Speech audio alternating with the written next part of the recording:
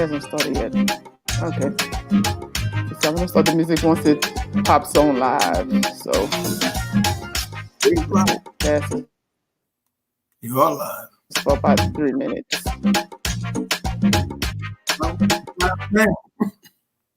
Oh, sorry.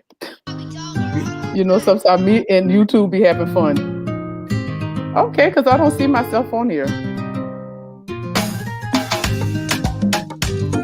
Oh, okay. Hey, bam.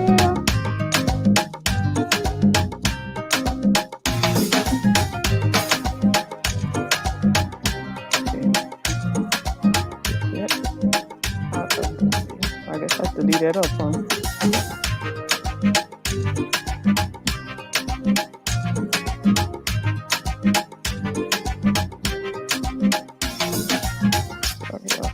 Me and sometimes this technology be fighting.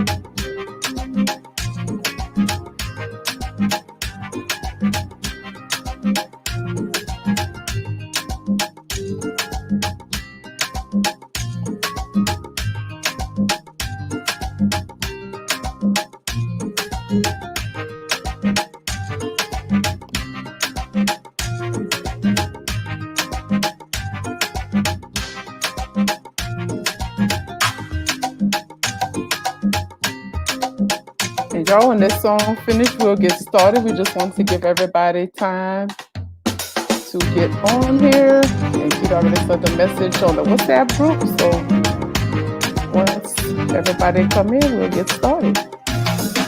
And I hope y'all had a good week.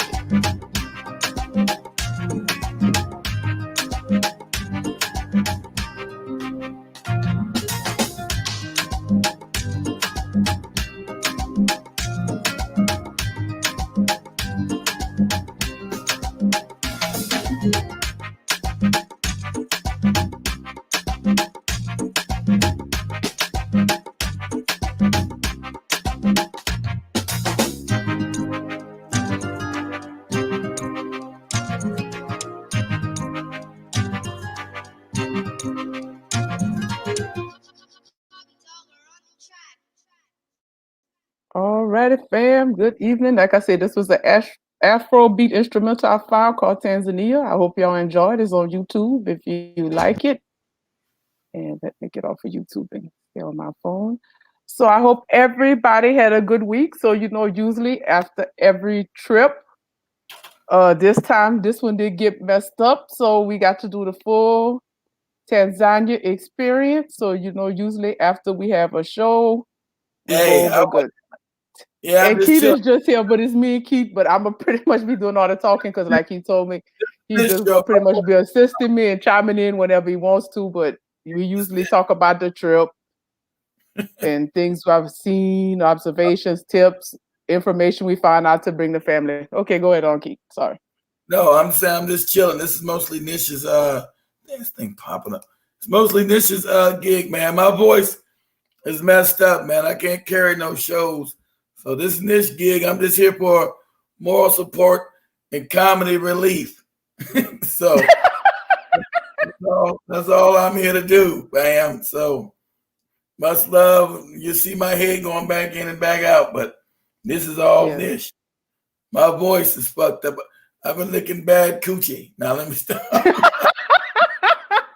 Let me stop.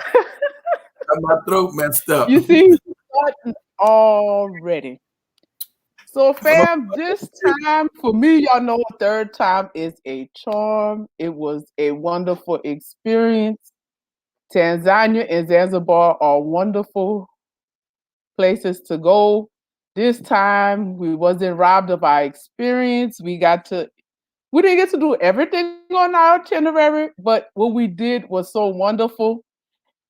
And like I said, I just be wanting the family to experience our homeland and show you what options are available, even if you just want to come visit, even if you don't plan on relocating, even if you want to come do business.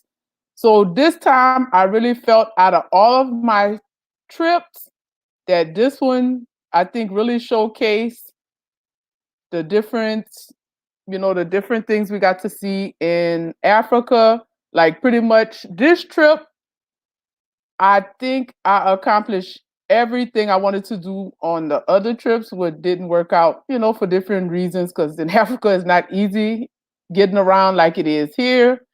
But it doesn't stop us, from doing anything. It just takes a little bit of logistics, a little bit of work. But I finally, on third time was a charm for me, everything I pretty much wanted to do on each trip, I got to do it on this one. So, we usually come at the end and give some tips, what our thoughts are on everything we experience. But like I said, I am glad I got to finally experience the full experience of Tanzania and Zanzibar. It was wonderful. It was beautiful. The weather some days was kind of because it's during rainy season. And unfortunately, we went during the goofy religious time, which I'll get to that at some point. The middle of April, I think, Ford told us till the middle of May is Ramadan, and it was interesting, as over here we don't do goofy religion, so to hear people making noise from 5 something in the morning till in the evening was the experience I didn't enjoy. But like they say, everybody has their own beliefs. Let me So hey, I don't have anything to do with that. Nish. Any Huh? trip? Let me interrupt you just 1 second. Any trips Yes. I do to Brazil, Africa, ever, it won't be free no more. Won't be free. Yes. I told Keith, I know the amount of work he does behind the scenes because, like I said, I've went once, twice, third time. This man does a lot of work. And I told him after this time, after some of the things I've heard and seen, I would advise him as a friend and a sister not to do it for free because our people do not appreciate somebody else's hard work. Something they wouldn't do themselves, they expect somebody else to do it. And still, after you do it, they will complain about it. So I even advise Keith to charge because other people charge a lot of money for what he does. So I'm glad he brought that up because it's going to segue into what I want to give. All right, go ahead, I done been to the continent a few times. So I would like to get some tips. It might trigger you. If it triggers you, it probably is something you need to work on before you come to Africa. So some things I've noticed doing all my trips, especially this time, I would advise you before you want to visit, relocate, or do business in Africa. You need to check some things within you. Like I said, you're your own universe, you're your own person. Whatever you do or see is coming from you. I would advise you before you do anything in Africa, you need to really be Black first. Not Black first attached with tribalism, really Black first, where you understand that we are one people. We are the same. We just grew up in different places. We have all pretty much been through the same thing over here across the diaspora and on the continent.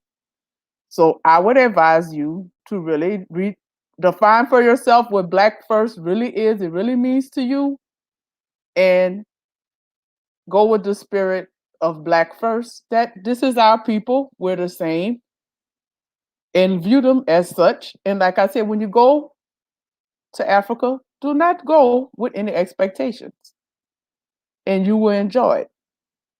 Second, if you are goofy and insane, stay wherever you are at, please.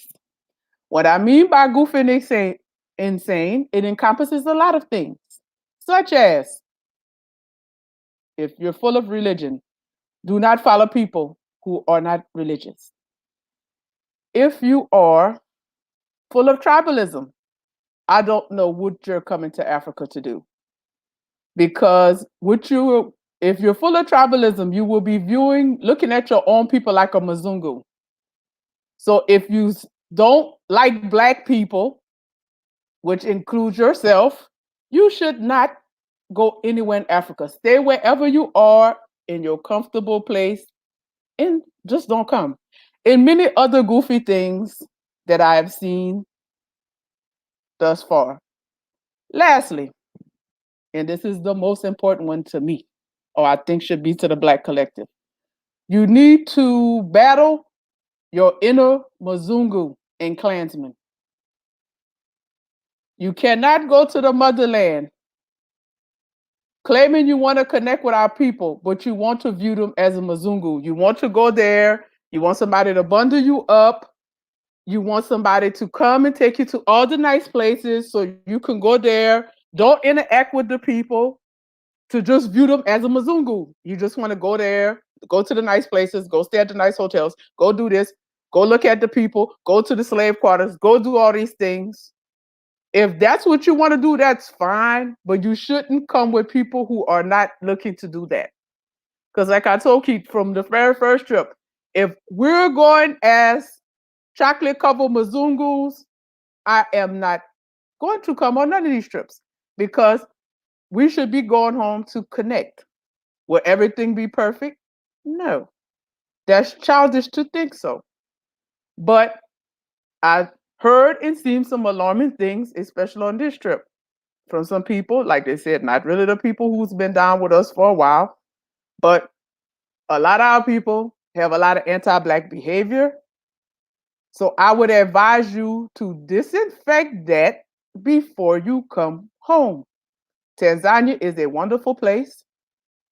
Out of all the places I've been thus far, them and Rwanda is very similar. They're proud to be Black. They know that they're Black. Like they said, they embraced us, especially in Tanzania. That's why I say that's my favorite place so far. The people there are welcoming. They treat us like brother and sister. They really like when you try to speak Swahili. And like I said, I have on my shirt, y'all probably can't see it. I said pole pole, which means slow down in Swahili. But like I said, I had to clear that out of the way, just some things I've seen. So I try to give it, in love, but it's some tips you should try to, because you've seen people across the diaspora have went messed up other places. And I've seen in Tanzania, they are so happy that we are there and so happy that we want to come home. I would like at least those of us who are going to visit, going to do business, or going to relocate, go there with the spirit of sisterhood and brotherhood, and to try to disinfect that Mzungu out of us, because we know where we were raised at and we know it's in us. So I would advise you to not come there and be commenting on things. It is like, stop it. That's why I tell people, don't go with no expectations, because you didn't do nothing about all the sheeps and coons where we're at. So why you want to come to the motherland? Oh, why they ain't do this? Why they ain't do that? Blah, blah, blah, blah, blah, blah. Stop it. You didn't do nothing in America, in the Caribbean, or wherever the world you come from. So stop it. But on that note, I'll start off with the first week. It was very wonderful. Like I said, we wanted to do a do-over. So we wanted to stay on the beach, and we found a pretty decent, nice hotel. The staff there was wonderful. And as y'all know, like I said, me and G-Man always have good adventures. And y'all see, the first night we got there, we had us a good old drunk Mzungu who was nice enough to walk up the stairs and pass out in front of us, and I caught it on camera. The chick who asked me to stop filming, she actually was cool. I just pushed on the side and still kept recording. But their staff was very professional, very nice. The thing I like that I noticed in Tanzania, that the same way if we go somewhere like a nice place or not nice place, um, you get the same type of service. It's not like if you go to West Africa, you don't know what you might get. But I at least notice in East Africa, however, the service stays the same. It doesn't. The Mzungu get one service, and then you get what you want service. They don't do that. They keep it professional. I enjoyed that. Like I said, we gave them good tips. They was happy to wait on us. We always showed appreciation. And one thing I noticed, a lot of us are starting to go there because in our hotel, they had a lot of Black Americans there and definitely people across the diaspora. The only person number, I thought I got his number. We told him about the network, so hopefully he finds it. The brother I interviewed from Atlanta, I had got pretty much everybody's number. I thought I had got his, but I didn't. His name is Danzel. That is a real cool brother. And he's already there, just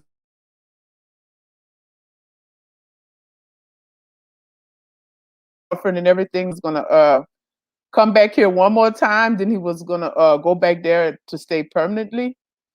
So, like I said, they have a lot of us there doing business. You know, they want you to come. The same thing like Wanda. They want you to come. They rather you come and do business. So, like they said, they have a lot of opportunities there for you. Like I said, I'm gonna get to the point when we went to the Tanzania Investment Bureau. And you know me, I like to talk to people. So I done got a lot of good contacts. So if you do want to visit, let me know. I got good Uber drivers, pretty much everything there. So I have good contacts. The people that, were, that was really nice, that was professional, that, got us around really well, which y'all seen with the Badaji guy that we went, the one that gave me kids, that was funny. But he was cool. I enjoy, like I said, I like stuff like that. Dude, that's why I said we didn't get to talk to the other one because he didn't speak English as well as the other guy.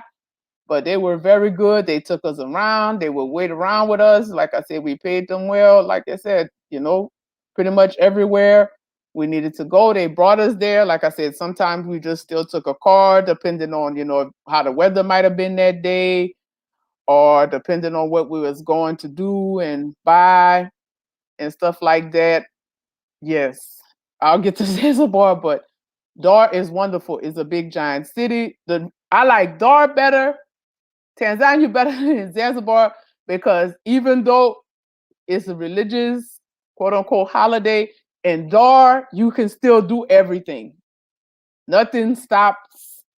You know what I'm saying? You can go eat out. You can still eat, drink, eat without, without it deterring stopping you from doing anything. So one of my favorite things, even though he's showing that, I'll get to that. One of my favorite spots is the craft shop that we went to. Like I said, the lady, which I'm gonna show y'all, and I'll tell you how much she charged me for this purse, and it's a real handcrafted purse. I hope I'm showcasing it well.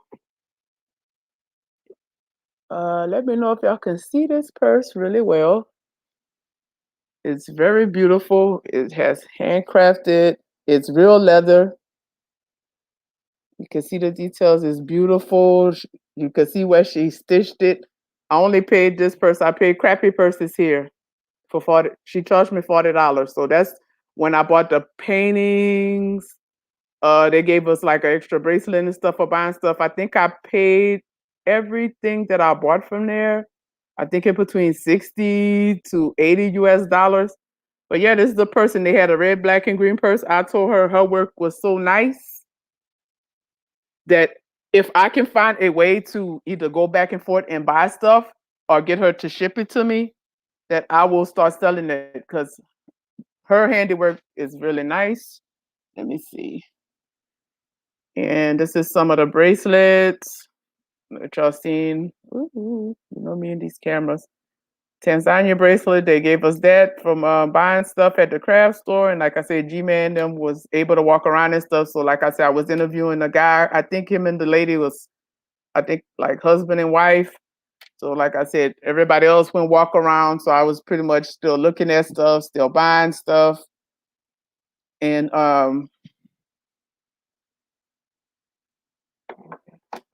So I pretty much just stayed in the craft shop where everybody else, and then we met people. I think we met some people. I think they said it was from Philly, and they also had just moved to Dar.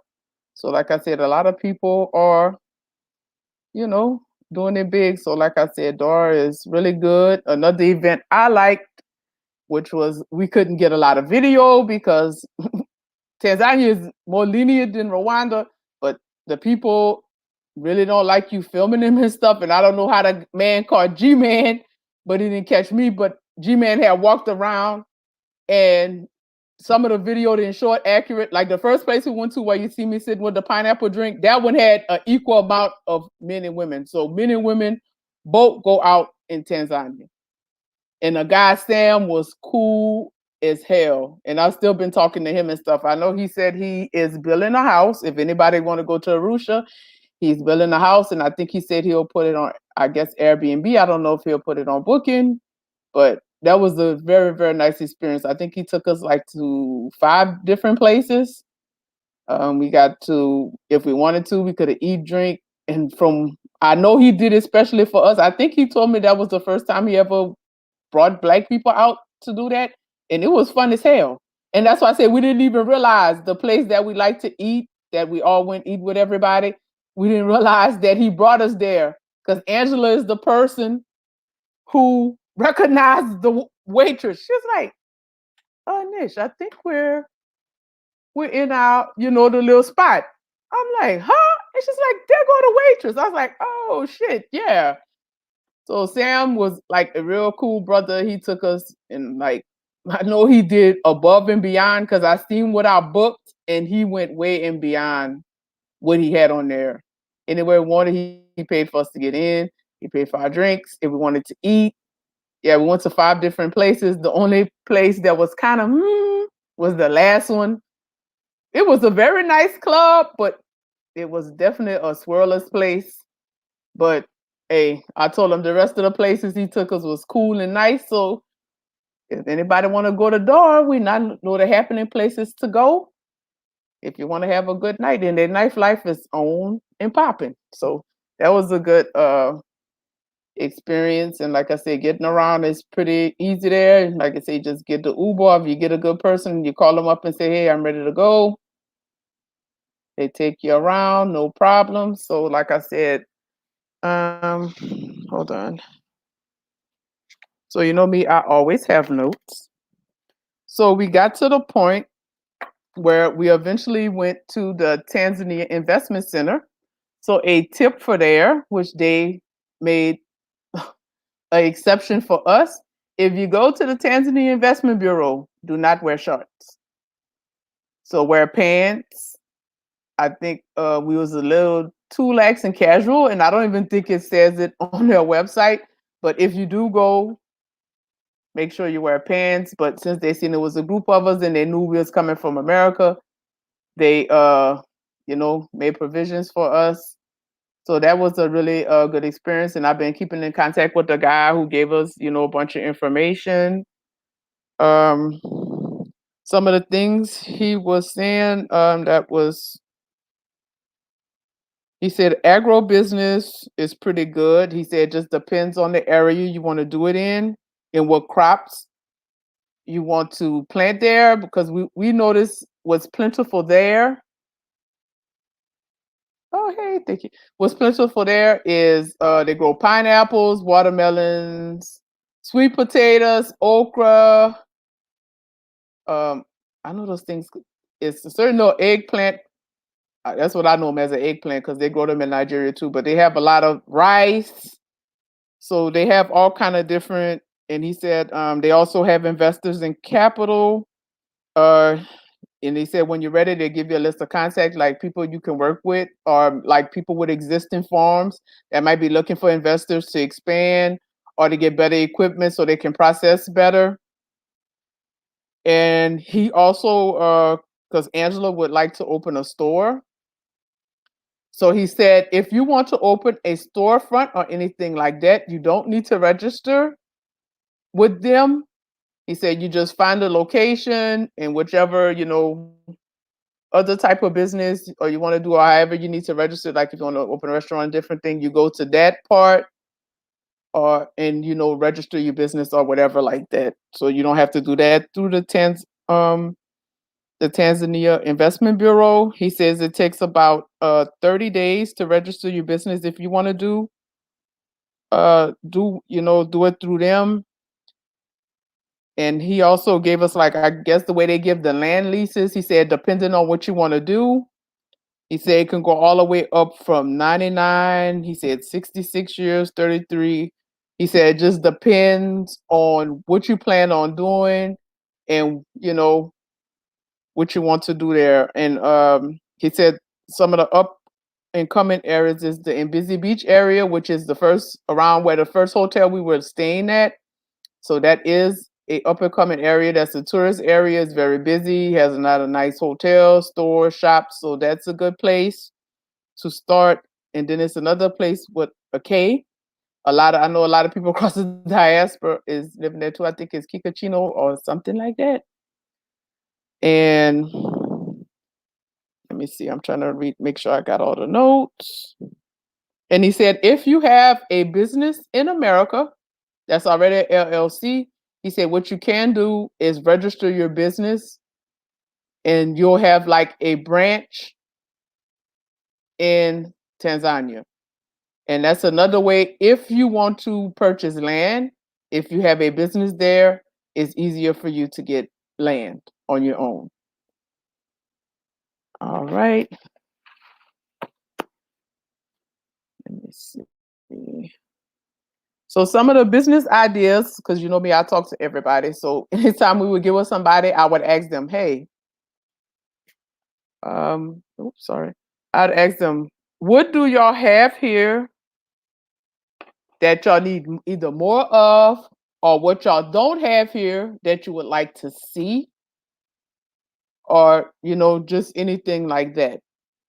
So when I spoke to Sam, he said, like they said, people who have trades or want to learn trades, or been asking what kind of trades you can learn here and bring to Africa. He said one of the things that they don't have enough of is auto mechanic shops.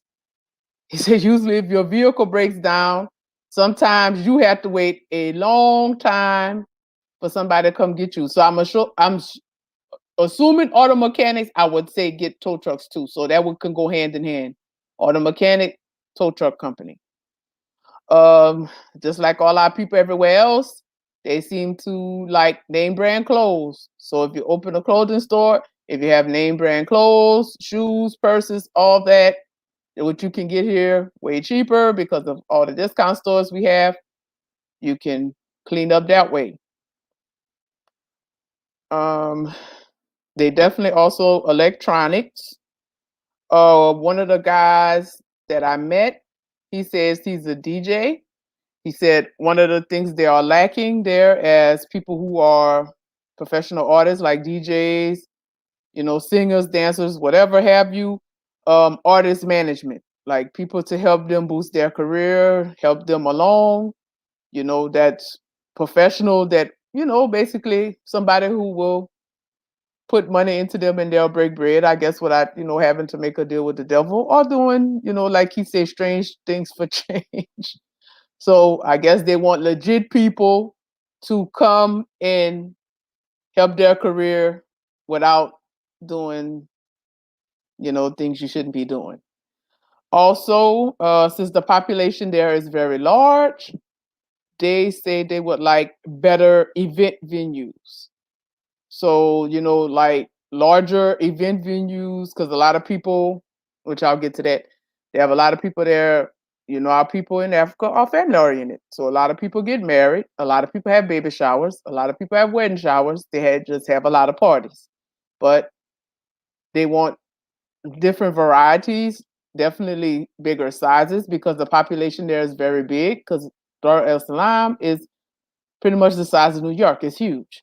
So they have plenty of opportunities for that, and I'm sure they would like places where you can probably live stream and stuff like that, because they have the capability to do all those things, but I guess nobody has just come to do that. So that would be, I would recommend it good as a group project or group thing we could do together. And also rental equipment for parties, like chairs, tables, basically things to have parties. And another thing I noticed that's a good idea that I seen that if you want to start maybe a lawn service with modern equipment, because I still seen people over there, they still, cut grass with a cutlass pretty much everywhere. I think I've only seen like a very few people they do have people who cut with the modern equipment, but the majority is still, with the cutlass. So that's a business opportunity that you can do. So I am pretty much, like I said, I enjoyed it. Like I said, we stayed at some nice hotels. We got good service at pretty much every hotel we went to. We enjoyed staying at the beach. Like they said, always enjoyed the fresh food. Doris set the tone for that. So like I said, we really enjoyed it. We met a lot of nice people, a lot of cool people. Like I said, they haven't invented the devil to kill my good time. And like I said, anytime I'm home, I will always enjoy myself regardless. So, like I said, there's a few things we didn't get to do. So, like I said, I'll be back during the summer just because of sometimes the weather or the time. So, like I said, some things I probably will film when I go back. Like I want to go back to the Village Museum, which I can't believe I made a mistake while we was waiting because we didn't realize the museums are under the same umbrella, but they have different branches. So when the guys they brought us to the Village Museum, which was closer to where we were. But everybody wanted to go to the other museum, but the Village Museum seemed more authentic and fun. And it was jamming over there. And I thought I recorded it, but I didn't. I was looking for the video. I'm like, seriously, I really did that goofy crap. But that's a place I definitely like to go back to. But we did go back and later on and ate lunch there, and the food was wonderful. The staff was great. So I would like to go to Cocoa Beach. We got to see Cocoa Beach when we was going on the way to Zanzibar, and it was wonderful to see. That's why I say we didn't get to go because of the weather. But a beach full of Black people. That's awesome. Like I say, I definitely have to go. Definitely have to go back. And like I said, then I'll be going back. It won't be rainy season, so I'm sure they'll have people out galore. Coco Land, we didn't get to go because I think where we had ended up going or whatever was very far, and that was one of the days the weather was kind of, it had rained pretty much the whole day, so we couldn't do that. So I would definitely like to go there so I can meet people from across the diaspora and and get to start networking and stuff like that. But as far as the locals, I got to meet a lot of locals. I have a lot of good contacts. I've been talking to them. So, and in the service I use for the real estate, if anybody was wondering, the lady set it up for me. It's called First Class Africa. Like I said, the people who legit, I can give their information out because she was professional. The people showed up on time. They took us everywhere. They even brought me to places, even better than I expected. Like I said, unfortunately, if I was thinking, I would have recorded most of it with my camera. By the time we got to the mansion that they showed on there, my phone decided to die and I only recorded the beginning of it. So, but because my battery died, I don't think it showed that part. But the ranges of houses we seen was, I think, in between 500 US dollars and the house was 770. But when you see those prices, don't let them scare you because mostly everything is negotiable. So like I said, the lady service I use, she is from here. She's American, Black American. She's married to a guy from Tanzania. Her name is Ebony. If you want to look up her YouTube channel, you can look First Class Africa. It should come up. She says some things for real estate, safaris, and stuff like that when you want to go there and travel. So if you want to use her services for that, so like I said, I paid for it. She delivered. Like I said, they picked us up in a nice vehicle. We had a driver and a person. He did a very good job. The only thing, which I did respect her wishes, she asked me not to record her staff, and that's something I signed up for. And like I said, they took us around, showed us everything, in a timely manner. So, like I said, I was glad I got to, at least do that. So, at least to show y'all, like, yes, they do have toilets in Africa, and, actually very nice ones. So, the only thing that did kind of alarm me on that part, which I would like for them to do in the future, is maybe they need to do like we do here and make a model apartment so they can just bring you there and not be showing you apartments that's not fully put together. That was kind of a turn off. But like they said, before they give you the place or whatever, they, will clean it up and fix it up for you and all that, which I do believe in. And like I said, some of the people, we got to meet the property managers and all that. So like I said, DAR is very big. They have a lot of places for you to choose from, apartments or homes. So I end up even later contacting some real estate agents. So when the next time I go back, which I'm glad that kind of happened, I was supposed to get a place while I was there, but because of everything that was going on and the time restraints and stuff and all that, when I go back next time, I will definitely be getting the place and my furniture and everything while I'm there. So, hey, go Johnny and my brother G-Man.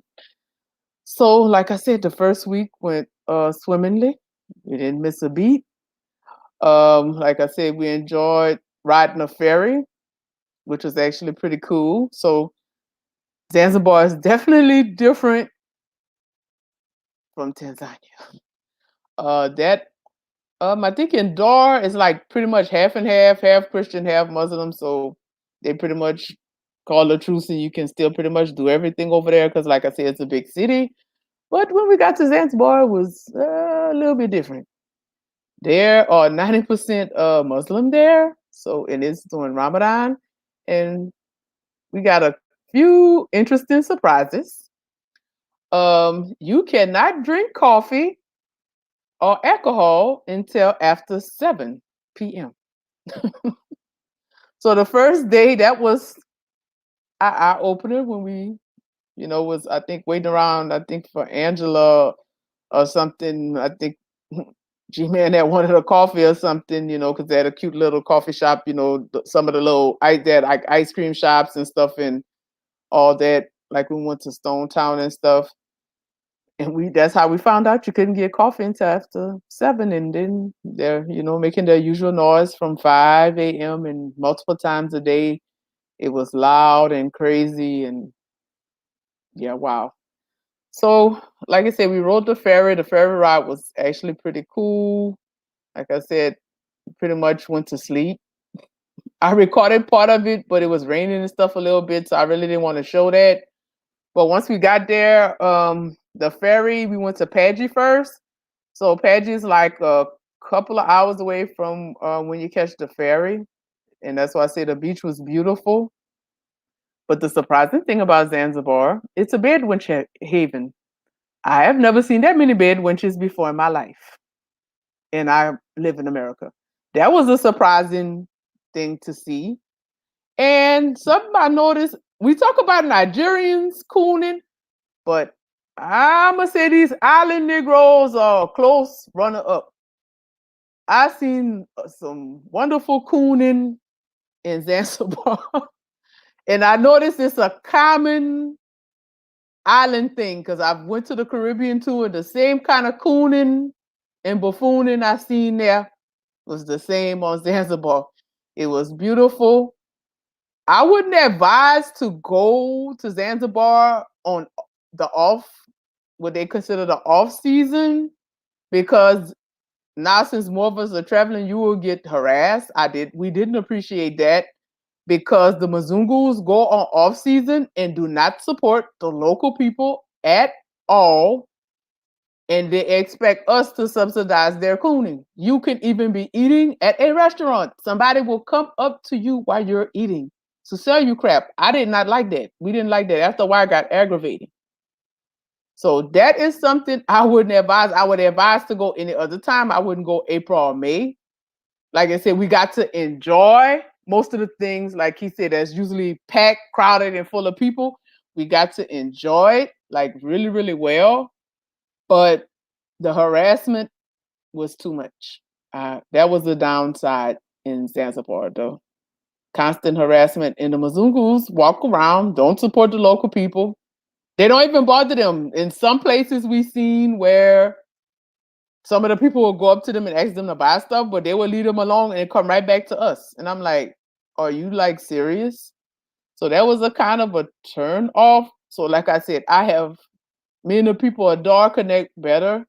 But like I said, meeting Ford made Zanzibar great because Ford is the man.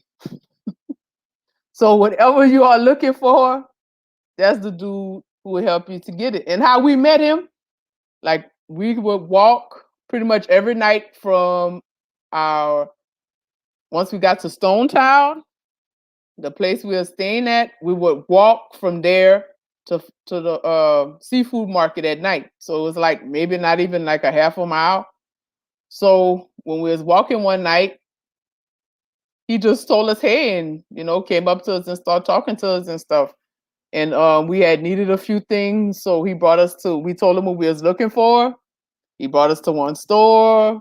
We got what we needed to get, and we got his number and stuff. And like I said, he was really good to talk to because he told us, he has traveled, to different places and stuff. So, like I say, it was easier to communicate with him. Like I said, to talk to him, he's, I think he said his family it was from Seychelles, but that's where he grew up, and his family moved there, and he grew up in Zanzibar. So, like I said, he was really knowledgeable about the area, very friendly, very personable. Anything he was looking for, like to get things like beer when you're not supposed to get it. That's the man you look for. So I won't tell all that story because I'm not the person who enjoyed it. But let me just say it: if you go to Zanzibar, I'll hook you up with Ford, and he's the man for the job. So he made Zanzibar very, very wonderful.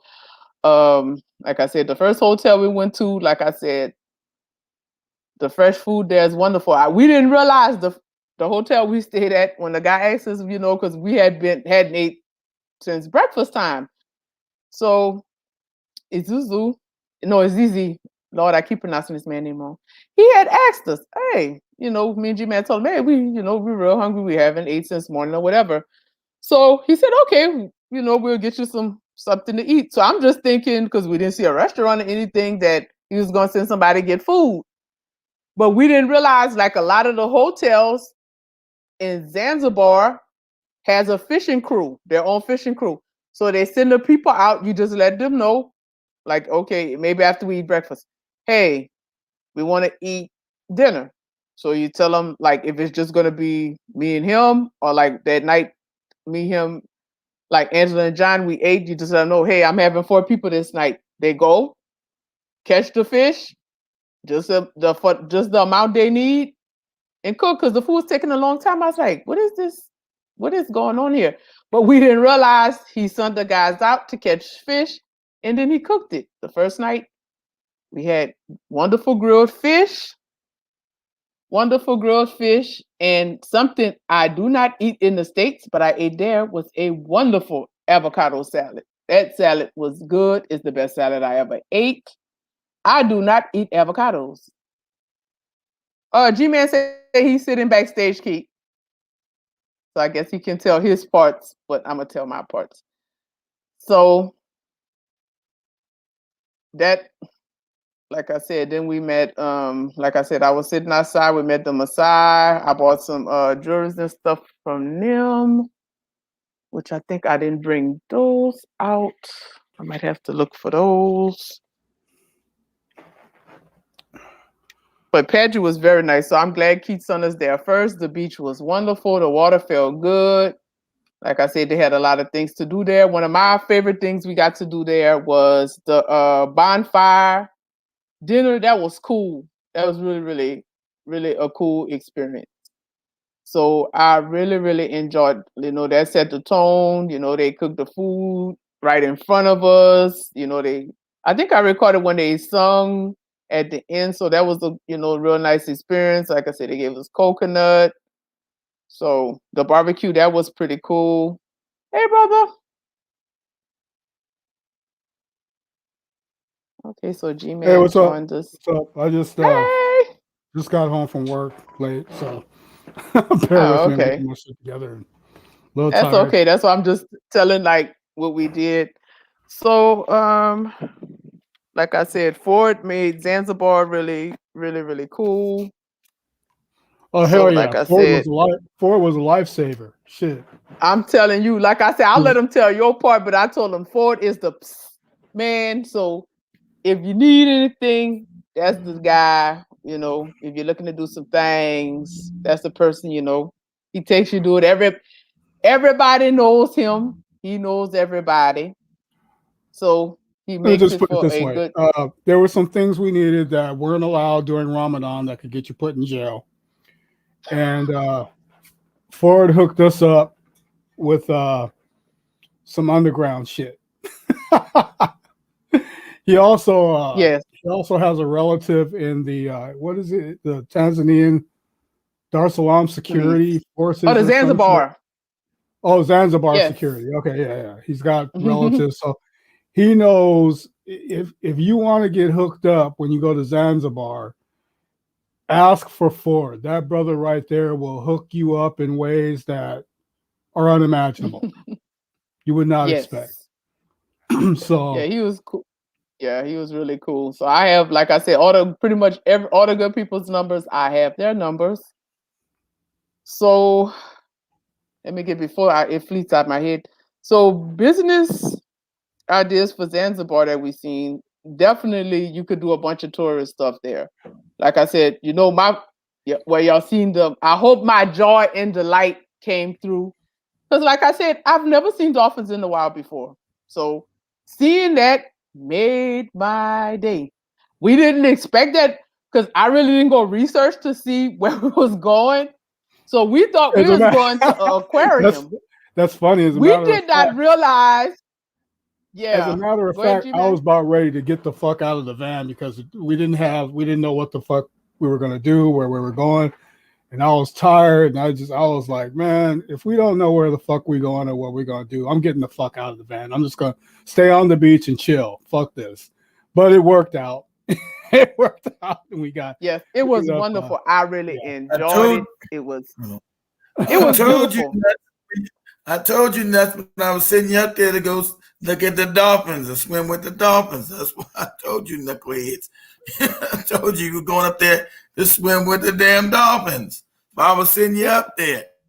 It I was look wonderful. at them, Like I swim said, with I them, didn't know walk fish over, like whatever fruit. the fuck you That's want to another do thing with I them. found out. You get, if you wanted to have sex with them, just like white people do that. That's what I'm sitting up there. No, nah, fuck that shit. no. We respect nature. We have a Leave it to symbiotic Keith to relationship suggest some shit with like nature, that. and it's not to have sex with animals. No, we're not beasts, and we don't do that. But the That's why I people was sitting who do up. that is plentiful in That's why that Zanzibar. was on. That's why that was on the itinerary. But just go snorkel with the dolphins, touch and feel them. You know, who knows? You might find a white guy which say, "Oh, I feel a little freaky now." Shit. Oh, What that's was even trippier than the dolphins though was the those fish, all those yes. exotic fish. It was like Yes. we went to a spot. Oh, you guys probably seen the video, but we went to that spot where there's all of those exotic fish. You throw if you threw what were we throwing out there? We were throwing The fruit out favorite there. thing they liked it was the mango, Yeah, they love the the mango. mango So you peel. throw a big chunk of mango, they'd fight over that shit. Throw the whole peel out there after you're done with it. They'd be fighting all the way down to the bottom of the damn ocean Yes, going after that shit. But yeah, yes, it that was was amazing. beautiful. Yeah. Yeah, because that's a place they really don't have nothing there, so that's a place that can be built up. Manimba, so Zanzibar, anything that would be with tourism, I think would do very well there. So that's things I think you would do well in Zanzibar, no matter where if you go to Paji or Manimba or Stone Town, that would be good. So like I said, the dolphin swim would like to seeing the dolphins, it like really made my trip in the fish that was like so wonderful. And like I said, Prison Island was dope. Like I said, if we knew it was like that, we would have stayed the whole day. We didn't realize what it was or how how it was going to be, but seeing those tortoise, that's another thing I've never seen in person, a tortoise. I think those things maybe are in the huge. zoo once. They're huge, they're beautiful. This trip just showed how disconnected our people are from nature and Those how far we've tortoises, been removed from nature. those tortoises are so big and heavy that when they take one step, they go clunk. Their shell hits the ground and it shakes the ground. They're so big and heavy. They're just big, lumbering, clunky tanks is what they are. Exactly. And the thing that surprised me that it didn't have any smell. And I said it on the video. You would think you'd have been, because they're there poo-pooing and everything, Yeah, there was that no you would animal smell. You don't smell anything. Yeah. And then they It had was fun feeding then them. they had the Go ahead. shack. Sorry. They had the shack with all the little baby tortoises in it. If you guys, you may have seen some photos where we're standing by a shack or taking a picture of a shack, and there's two big, giant ass adult turtles, one male, one female, mama and daddy, outside the shack door. It's like a mesh shack, and all the little baby tortoises are in there, and the mama and the daddy are just kind of like just hanging out there with their faces up against the chicken wire, staring at their babies, watching over them and not moving. And but yeah, it was they keep them there because their shells are so soft at that age until I think they have to be what did they say, 7 or 17 years old? He said 17. So okay, so yeah, they have to be 17 years old before their shells are hard enough to be able for them to clunk around safely. Hey, I'll be right back. I gotta pick up some groceries at my door. I'll be right back. Okay. So yeah, the brothers who did the tour was good, and the one guy who did the main talking, I think he said he's still like in college, and he just started, at something he's doing to support himself, through school. But he said that's something he would like to continue doing. And he is from, I think he told us, Pemba Island. So that's where he grew up. So, they did a really good job touring. He seen how they sung. I tried to catch almost all of it. The boat was, kind of bumping stuff. So sometimes I had to cut my camera off, but I used my camera phone. Like I said, most of these videos I put together, I've never seen them, because the way the internet is, and sometimes we'd have to wait till we got somewhere where we can put them all together. Or like I said, most of them I couldn't put them together until we was on the way back. And one of my favorite things was the Spice Farm. And I should fire G-Man because I was looking crazy as hell. My pants all disheveled, looking crazy. He just recorded, and I said, "Hey, Nish, you might want to fix your clothes." So I said, I'm glad the other videos I didn't look crazy, because that video, I'm like, you're wrong for that, and I should fire you. But other than that, the Spice Farm was cool as hell. I enjoyed that. I hope anybody, if you go to Zanzibar, you need to go to a Spice Farm. If not, at least the spice shops. I said, this tell you we eat crap. I went to a spice store. If you smell it, the smells are wonderful. I'm going to show y'all.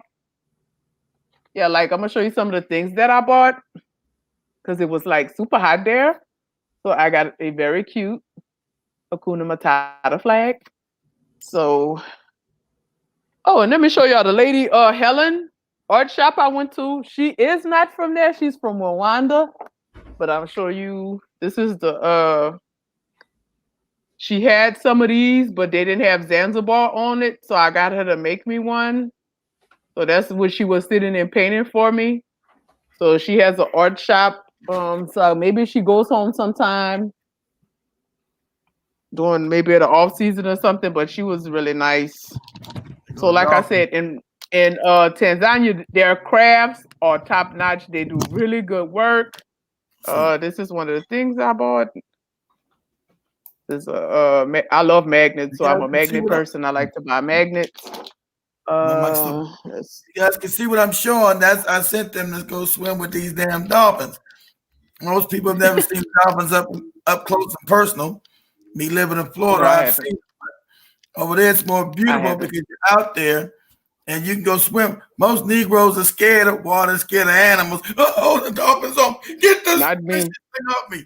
Dolphins are friendly, family. Not gonna kill you Yes. unless you're trying to have sex with it. Other than that, that's why I sent them to Pemba Island over there. And I'm surprised, like I said, like this said, it was off season, so it wasn't crowded. But if they weren't all angry and grumpy, they could have gotten the water. Dolphins would have played with them, fed them, and would have been I even was more. not. Do not include me in that. I was. You seen my joy and happiness showed in every video. It So would have been I was more. never ever grumpy. It No. would have been So a more don't exciting count time. me in the grumpy. I was not grumpy, and everybody know I wasn't grumpy. But let me It show would've y'all been more more- of the it would've things I been more- got. I don't know. I'm trying to show y'all. This is No, one exactly magnet, right. Zanzibar. When they killed him, I got to take swimming lessons. Okay, it might have I tried can swim. They So could have held on to one strong. They would have. I wanted them to get in there. If they would, the Dolphins would have saved you strong. I swam with them many times over there, but usually, hate to say it, I wanted to. I wish I had jumped in there with the when Dolphins. I was there. Yeah, Zungus. Zungus be crowding. The Dolphins doing all kind of strange shit. Let me get on your back, Dolphin trying to get away from this motherfucker. Yeah, I just wasn't prepared. I wasn't prepared. I didn't know. I needed to have some swim trunks and just to be ready. Yes, that was the reason. But yeah, even if we had some fish, even if the guys were saying if we had fish that we could have fed them, that would have been cool too, because then they would have come up out of the water. Come up to the boat. Yeah, exactly.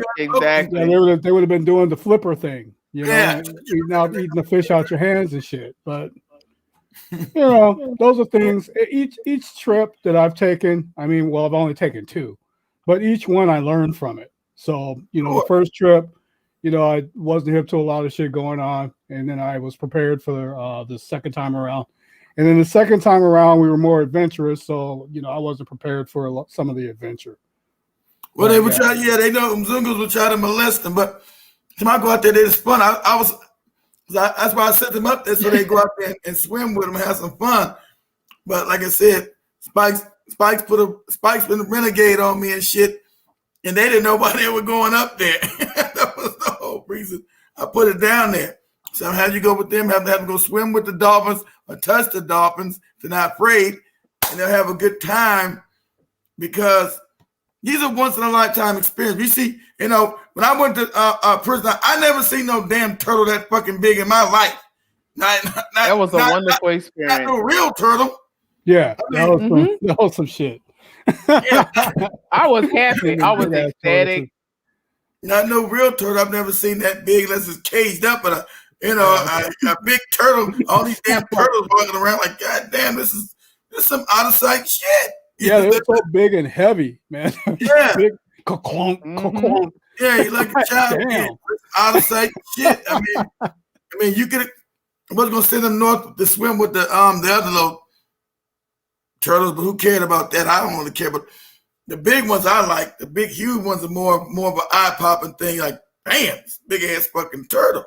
Yeah, they move so slow. Even the neck, the heads, they move everything. But they move kind of fast sometimes. Dad, I was gonna say that would catch you kind of off guard because I went to walk and one had just finished doing his business, and I went to go walk and it moved. I was like, hey.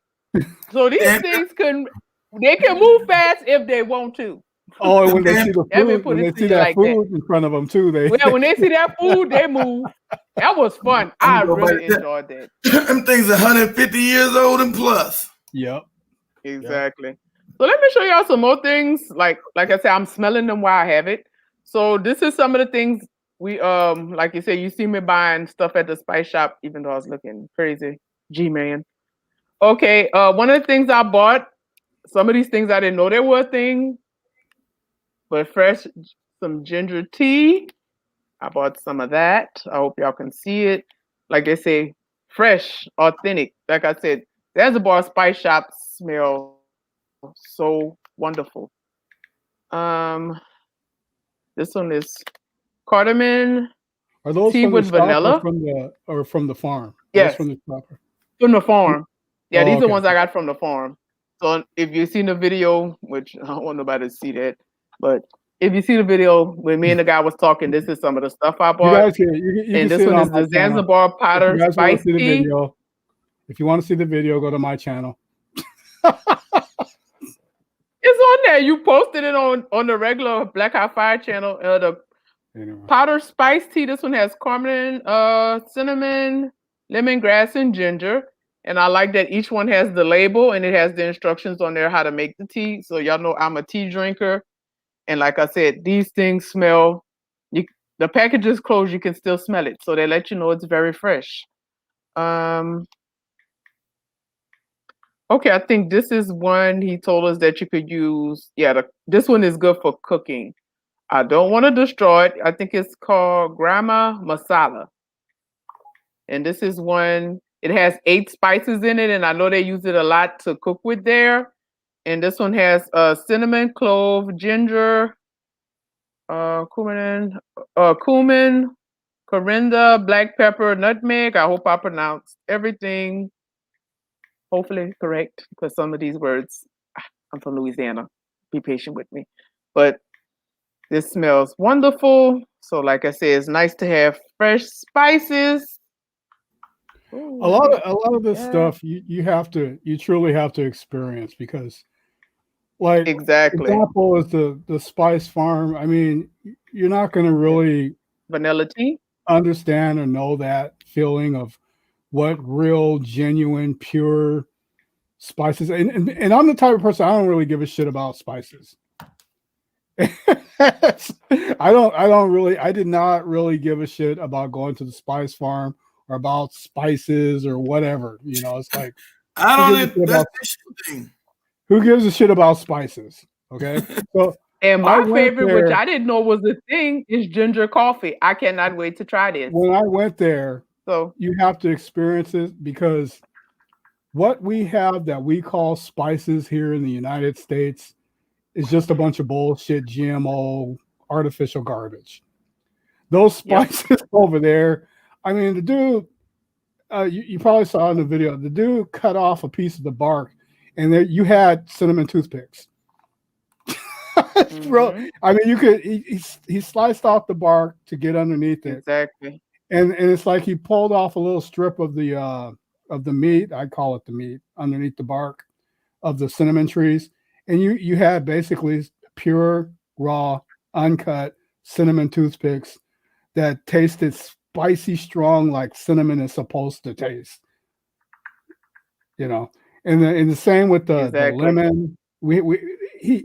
They pulled a lemon off of a damn tree and cut it in half and gave it to us to, taste. And I was expecting, it's a lemon, bitter, bitter. Yeah, that damn lemon was sweet. It was it was lemony sweet. It was like sugar lemon. I remember when we were kids, we take like candies and put them in the middle of the lemon and suck on and shit like that. But it was like sugar. It was like sweetened lemonade. Just eating a raw, pure lemon off the island of Zanzibar. Compared to, I don't know what they do to the shit here, or where they get them from, or whatever. Yeah, probably don't want to know. Yeah, everything was different. And this is even the eggs. The yolk of the eggs were orange. They weren't like this bright yellow that they have here in the United States. They were orange. Like, it's like, what's this? Oh, it's a real fucking egg from a real damn chicken. That's what it is. Exactly. Why is it so orange? Why is it like that? It's because it's pure. We don't have any concept of what pure food, spices, and all that stuff is anymore. It's like man, the Kraken fuck shit up so goddamn bad with everything. We don't even know what's real anymore. It's a goddamn shame. And another thing I bought. Oh, sorry. Finish. Sorry, I thought you. No, I'm done. I also like. If you've seen, I think I posted a picture of it that showed us the coffee flower. They make oils and perfumes from it. If you smell this, a lot of those things they make oils and perfumes. Smells wonderful. Yeah, that little like they said, jar of. I have one. This one is the coffee flower. Oh, that's okay. Yeah. The Christmas flower. Have you tried those body? I have to look close because I can barely see. Zanzibar. This one is called a Zanzibar mix, and I think I knocked the label off of this one. But if you smell these things, it smells wonderful. It's Yeah, those fresh. are the oils. I didn't get any of the oils. The oils are like, and I I can almost imagine. forget this. Then Well, I got the I had I got the also body got lotion with a cinnamon oil and what is it? Cinnamon oil and something else body lotion, and that shit yeah. is like it's. I don't know how to describe it. I don't know how to put it in words. It's just toxic in a good way. I mean, it's just. Yes. I mean, I don't know how to describe everything. Is just so strong And I bought some what you call it? Zanzibar lemongrass body lotion. I've been using it. It smells wonderful. It feels great on my skin. Ooh, I wish I could be here smelling this with me. The lemongrass smell wonderful. I also had bought a papaya soap. I've been using it on my skin. It's wonderful. So, it's I didn't say. Like I said, the trip was a very, very, very good experience. Like I said, this time I got to pretty much do everything I did not get to do. Like I said, Tanzania and Zanzibar are wonderful. Like I said, Zanzibar, I could live, is too slow, and they have too many Mzungus there. For me, did you touch on the Coonan? Oh yeah, that's what I told them. I said everybody was talking about Nigerian Coonan. I think island Negroes from across the world they can coon with the best of them. Let's put it like that. Zanzibar it's embarrassing. Yeah, it's very embarrassing. But it was granted, it was Ramadan, and they were broke, and they were more hard up and desperate than usual. Yeah, that's why I said it's just that wasn't a good time to probably go to Zanzibar. So it'd probably be better. But like I said, if you go when everybody else there, it's gonna be super crowded everywhere and all that. So like I said, I enjoyed the ladies who braided my hair. They was cool. That was a good experience. And they know that's why I tell people a lot of our people know what's going on with each other everywhere. And I like seeing that. And that lets us know our people are more awake and aware. And they know what's going on with each one of us all over the place. And like I said, Tanzania is very accommodating, very welcoming. Like I said, I got a lot of Swahili spoken to me, but I promised them, I told them when I come back, I'm going to know. This time I understood more of it, but it makes you frustrated because I can understand like some of the things they are telling me, but I cannot reply back.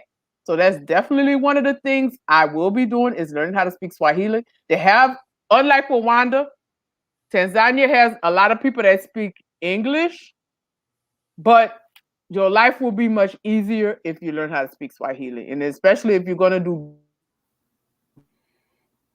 The locals appreciate it a lot more. Whatever, your children and everybody going to be speaking Swahili. So you need to learn how to speak Swahili. And they appreciate anything you say in Swahili. So even if you fuck it all up. You know, like I said, this trip for me, third time was a charm. It was what you said? I said they appreciate you trying to speak Swahili, even when you fuck it all up. Yes. And they teach you. That's why, like, once you start trying to say something, for the record, in Tanzania, especially in Dar, people say mambo and jambo. Yep. They say both. You hear it all day. The minute somebody see you, mambo or jambo. So it's slang and everybody, you know. And like I said, wonderful. It was, like I said, I'm sad because, like I said, the former president, John Magufuli is not there. And that's one of the main reasons we went there. But the people, definitely, his spirit is still there. The people really loved him. And like you heard Ford explained it, you know, he was there for the common person. So he has left his spirit there. He has done right by his people. Like I said, this man I will always respect because we have went there and got to see day-to-day life for our people there. So I respect him even more because I've seen the people's day-to-day life. And if he would have followed that evil trend, it would have most likely destroyed the place. because of the way the people, they wouldn't have starved or anything, but how they make their money and stuff like that, that would have harmed them a lot, you know? And I will always respect that man and give honor to him. He's a mighty ancestor. I'm sorry that he had, you know, his life was taken early, but he did the right thing for his people.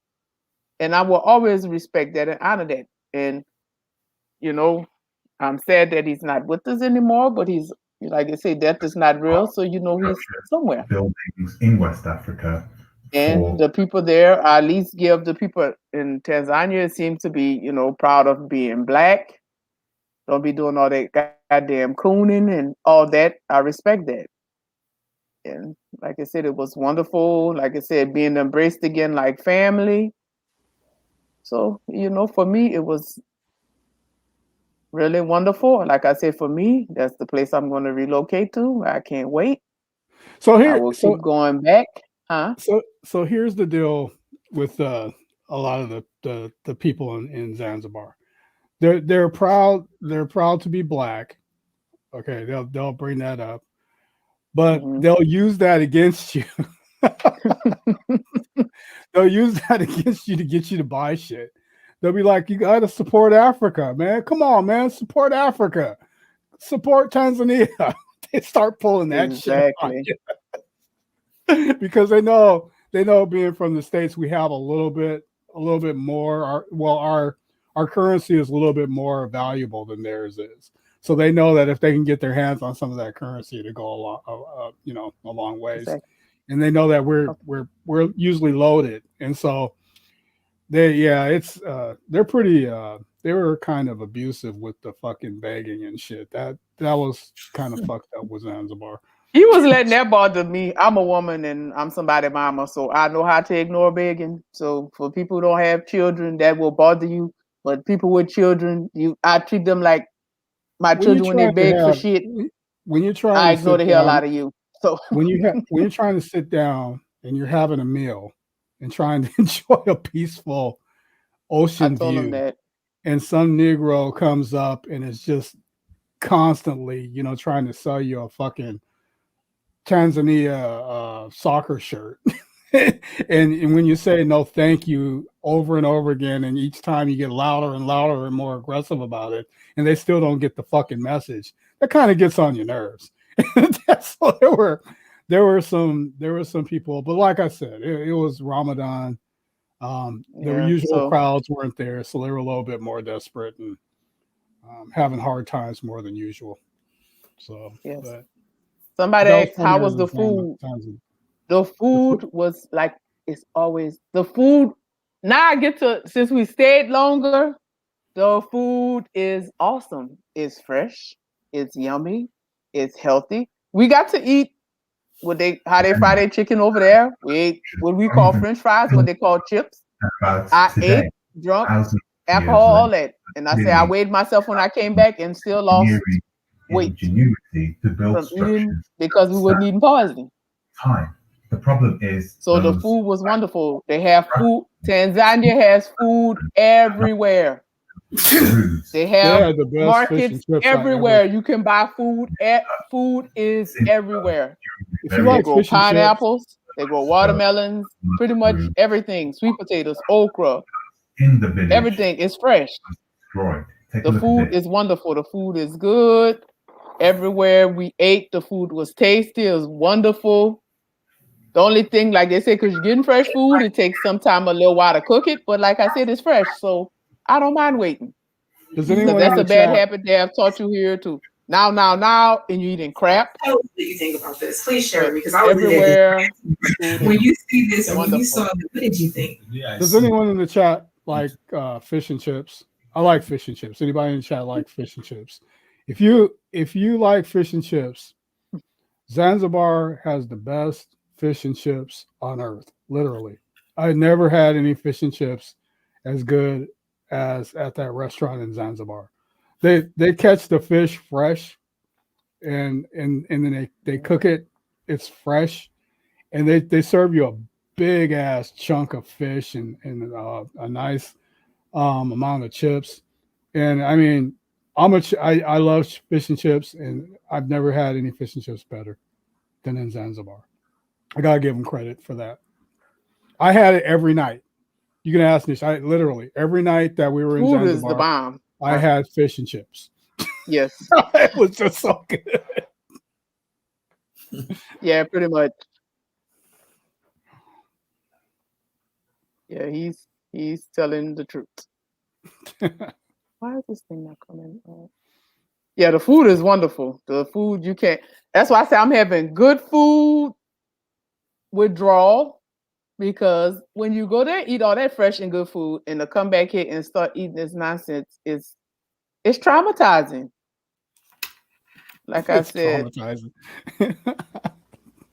It is. It's traumatizing. It's enough to piss you off. myself this time I did. So I'm making progress because, like I said, I'll be going. I'm in a fortunate position where I have a job where I can travel back and forth easily. So, like I said, every time I probably finish. Oh, okay.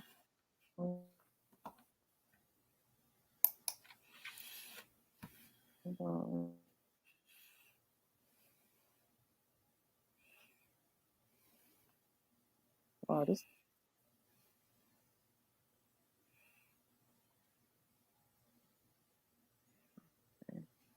Sorry, I need to cut my camera off for a second. But yeah, the food was lovely. So, like I said, this trip was very wonderful. Like I said, I gave y'all some tips. I hope you enjoyed all that. So, G-Man, tell us some things you thought about your own experience. I pretty much told everything of mine. So, what is your thoughts on like some of the things we done? What was your favorite experiences? I told what mines were. So, you can do that. I need to do something right quick. I'll be right back, y'all. My favorite experience was the was the beach open fire grilling on the beach. That was my favorite part. They pulled out lobster, fish, chips, shrimp, you name it. They pulled out. They had every kind, and they went out.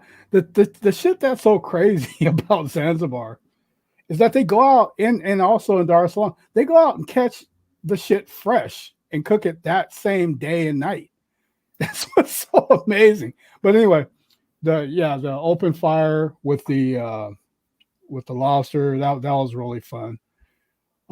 Least favorite part, it's probably the bagging in Zanzibar. Things that they definitely need just the common shit. Everyone needs electronics. Everyone needs TV, radio, computer, that kind of basic shit. So they need stuff like that. New stuff, because some of the stuff that I've noticed over there, it's kind of low, it's older.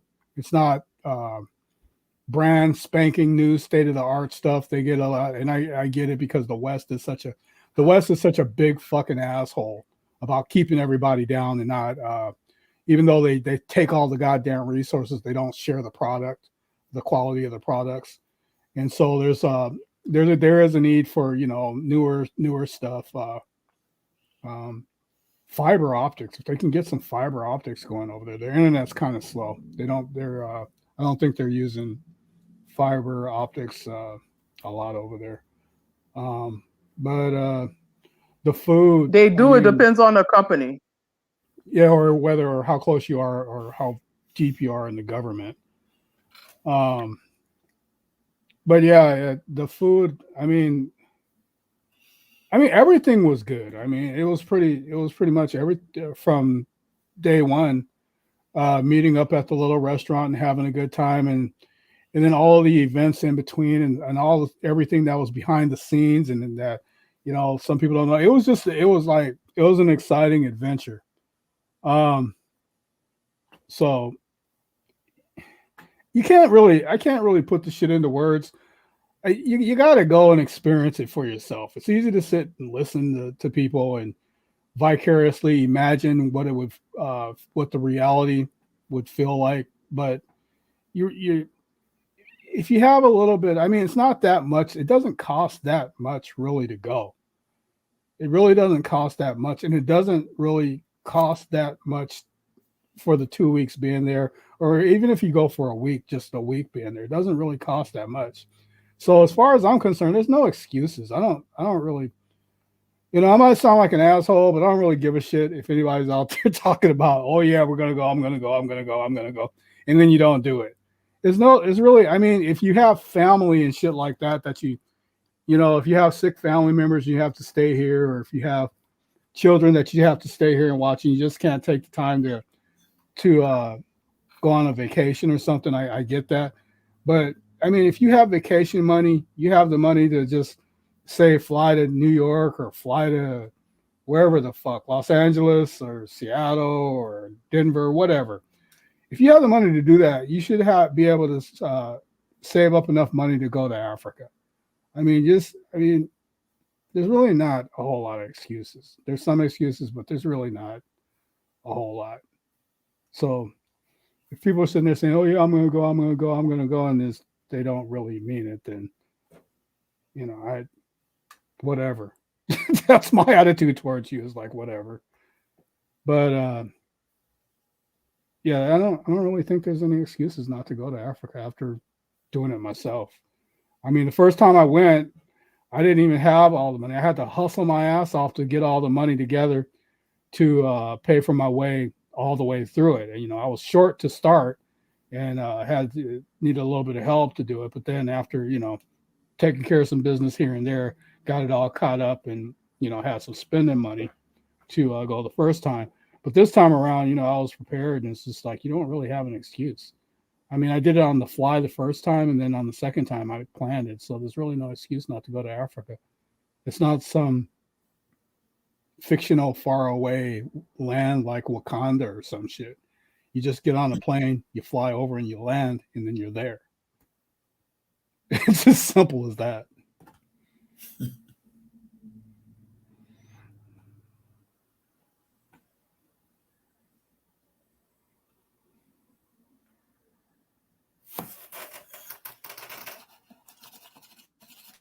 Very true. Oh, someone's asking about how good the local age. You need to ask. I prefer having these conversations with men because Look here, Sean Scott, how good the local ladies look. I prefer having that conversation with men. but I'll just say that you won't be dissatisfied. I'll just put it like that without going into details. Look here, I'm a woman. I ain't got time for that. Look here, for the ladies. The men, just like all other black men in other places, are very fine. So my eyes feasted very well. I seen all the chocolate and peanut butter color men that I like. So for the ladies, they have a lot of fine brothers there, just like everywhere else. So you will definitely enjoy. And like I said, I'm not a hater. The women, they're all beautiful. So for the fellas, everybody will find what they like there. Hey, like I said, I even got one who surprised me with a kiss. So, hey. The thing I did notice, maybe because I was with people, the Tanzania men wasn't as flirtatious and come up to you like they did in Rwanda. They was more laid back. I don't know if that's probably because I wasn't there by myself. They talk to you and stuff, but I think if they see with a group of people, they don't know if that person is your brother, your husband, or whatever. They look and smile and talk to you, but since they don't know, if you see you in a group, they don't know who is who. So they kind of, stay back and stuff like that. But our people are, like I said, our people are gorgeous everywhere they are, and Tanzania doesn't, and Zanzibar doesn't disappoint. Because I got them in like May. Oh, okay, so it's probably. So Jihan don't feel comfortable, but I'm a lady and I'll talk for all sides. You won't be sad. I have a lot to say about that, and I just don't want to go. Yeah, you got stuff. Yeah, other stuff to say. Yeah, that I probably don't want to hear, but I'm saying the polite version. like I said in oh the my chat, goodness, why are you showing that? They didn't do it properly. Okay. But on that note, Keith, my brother, I want to thank you because, like I said, here from the start, I appreciate all your hard work. Like I said, you are not only a friend, you're a brother, and I've been knowing you now for years. Like I said, I've trusted you from the beginning. When you said from the first time, I said that was my first time traveling internationally by myself. Like I said, every trip has been wonderful, regardless of the background stuff. Because, like I said, I don't do goofy stuff. Like I said, I hope everybody has enjoyed. Everybody who said they seen my videos, they said they have enjoyed it. The reason I put my face out there, I want people to see somebody just like them, traveling back home, interacting with the people, seeing that we're the same people, that we're family, we love each other. You get love when you see that. Is everything perfect? Of course not. That's childish to think so. But the As you can see, things are overall, good there, micro village, and being ready for. let me see, the overall experience for me has been good because the main thing, I went home as an African woman, not as a Mzungu. And you can't ask for better than that. And been well received. Like I said, you can't beat the love, peace, and happiness that you feel, that you receive because of some glittery prison that they're holding you down. Like I said, I define what is rich and poor to me. And like I said, I'd rather live in a shack in Africa and have a family, eat good food, see good people, have peace, can sleep good at night, than live in an expensive glittery shoebox here where you can't sleep, you can't enjoy your family. And our people get shot and hurt every day. So I hope everybody enjoyed it. Like I said, I enjoyed doing it. If anybody would have ever told me I would be making videos and showing Africa, I'd have asked you if you was crazy. But for me, it has been a good experience. I don't regret it. Like I said, for me, I've seen what you have done on every trip. I know the amount of work you do. I know the amount of preparation it takes to get all these things done. So for me, I've been here since the beginning. And like I said, I'm basically the face of all these trips. So from the bottom of my heart, I did a small token of my appreciation to say thank you. Like I said, if it wouldn't have been for you, I probably would have gotten around because, you know, the universe always provides what we are looking for. But like I said, we all met each other for a reason. I enjoyed every single trip, regardless. Like I said, you helped me reconnect home. Like I said, going back as a family member and not as a chocolate covered Mzungu, getting carried around in buses and looking at our people like a science project. I went back home as a family member that's going back to reconnect or going to visit. So, like I said, I appreciate this from the bottom of my heart. Like I said, you know, you're my brother, you are my friend. And for me, I thank you. I appreciate you. And like I said, for me, this is it for me because everything of mine's always come in 3. So for me, I'm going to go into the background because like I said, I'm ready to start a family and get married again. And this time not to a crazy person and start a business. So for me, this ended on a wonderful note, a beautiful note. And like Keith said, he's ready to now go into the business. So those of you who didn't come the first time, who kept saying, I'm coming, you didn't come. The second time, I'm coming. Third time, I'm coming, you didn't come. So I don't know what you're going to do because at this point, all the rest of us is ready to do business. And Keith said that's pretty much it. So, and he said it will be a long time before he plans any more trips because we are at the point now where we're ready to do business. So for me, I thank you. I don't know if I can share my screen, but show. Yeah, you can share I want to your show screen. a small token of my appreciation Let me to you. let me share your throw screen. something in there real quick. Let me throw something Okay, in let me there. let you go before I play my video. To answer that question to all of you individuals out there who are marijuana connoisseurs. Yes, I they forgot that sell part. weed in Tanzania, in Dar es Salaam, on Zanzibar. There, you won't have any problem finding any weed, okay? Nope. And you won't have any problems Cocaine finding either. weed with seeds in it, so that you can grow it yourself.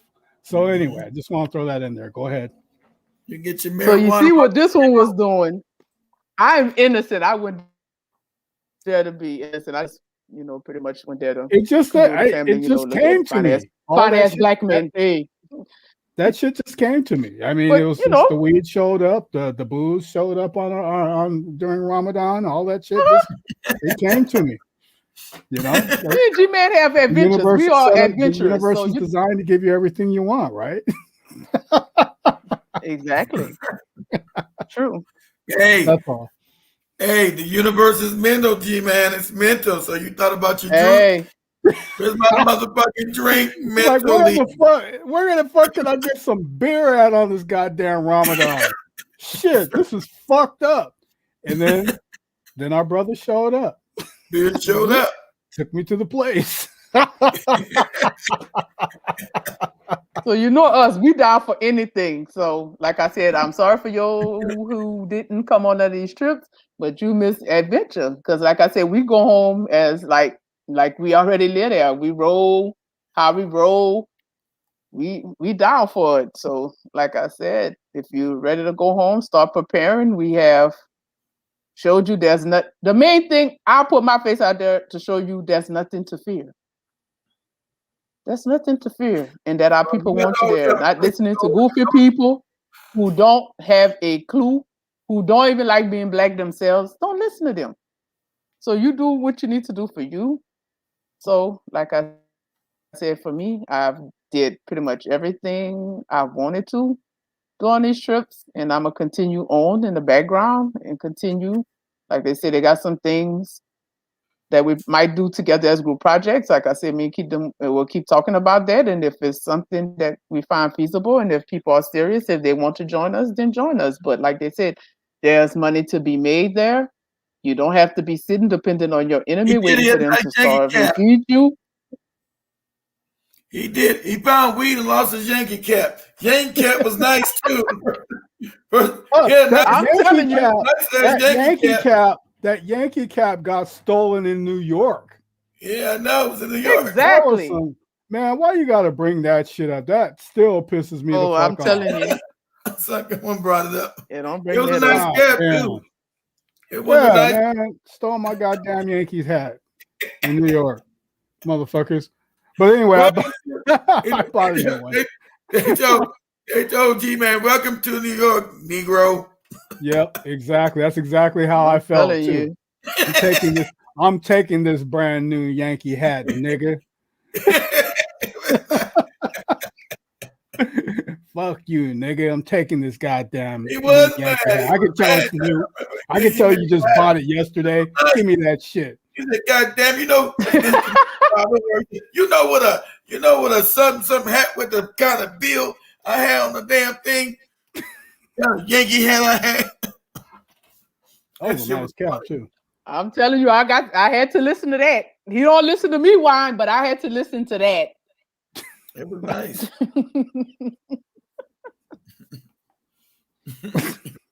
And yes, and I'm glad that people like John, who went there for the first time, like thoroughly enjoyed themselves and got to watch them, like.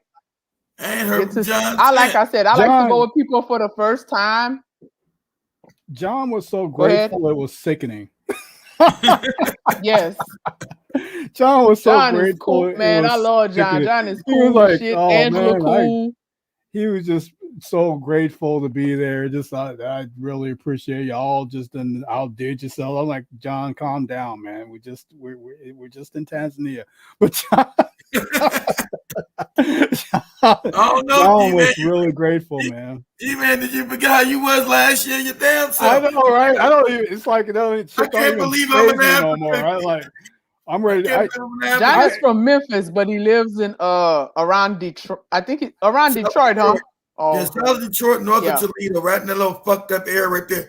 But he's from a lot of jungles. But I was telling a friend of mine because we know the area. We was like, man, if you guys know anything about Toledo, that area between Toledo and Detroit, I don't give a fuck what kind of nice neighborhood you're living in. The whole area is fucked up. I don't care. Whoa. Oh, I lost everybody's sound. No, we hear you. Oh, go ahead. I'm here. And this is some other things I got. I really love this. This is some postcards. Woo, you know me in these cameras. This one says Zanzibar, the cute little black girl. So I couldn't resist that. And one thing that I did like, because y'all know, you know me, those who've been around, the amount of children they have in Tanzania and Zanzibar is wonderful. They have children everywhere. You know I love children, so that's why I said I can't wait to go back and have my own kids there. They have children everywhere. They have teenagers, school-age kids, babies. Kids are everywhere. Our people are family-oriented. That's why I said that propaganda. They're like I said, they have kids everywhere, so they know what's coming. They know the awakening is coming. Our people are steady having children all over the world. They had nothing but children. They had a lot of pregnant women. Like I said, I don't know if you've seen the Spice video, the part when he's telling about what women and men take to, have babies and stuff. He said the women take nutmeg, the men take ginger. So that's how they stay fertile. Yeah, you spray a little ginger on your Johnson and it works. It makes it real spicy and nice, I'm sure. It makes you nutmeg.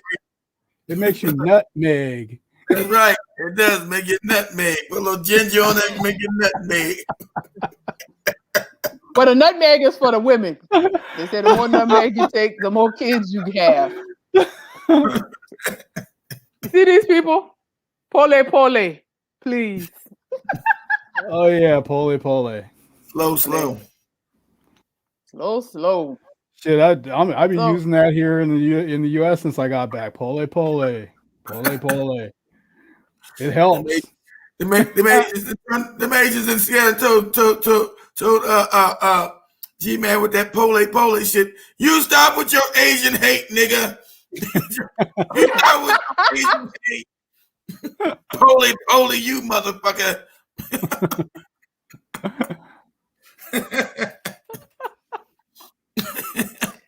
Oh. Am I still sharing my screen? No.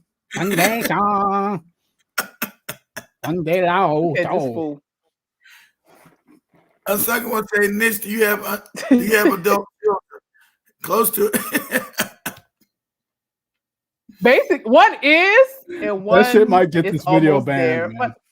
And that's why I want more kids, because my first group of kids are old and I miss, and because I'm so different now, my kids say, per them, I've been a good mother. My kids are normal, so I'm assuming I was a good mother, even though I brought my children up in goofy religion. But like I said, my children know that religion is fake and they're not goofy, amazingly.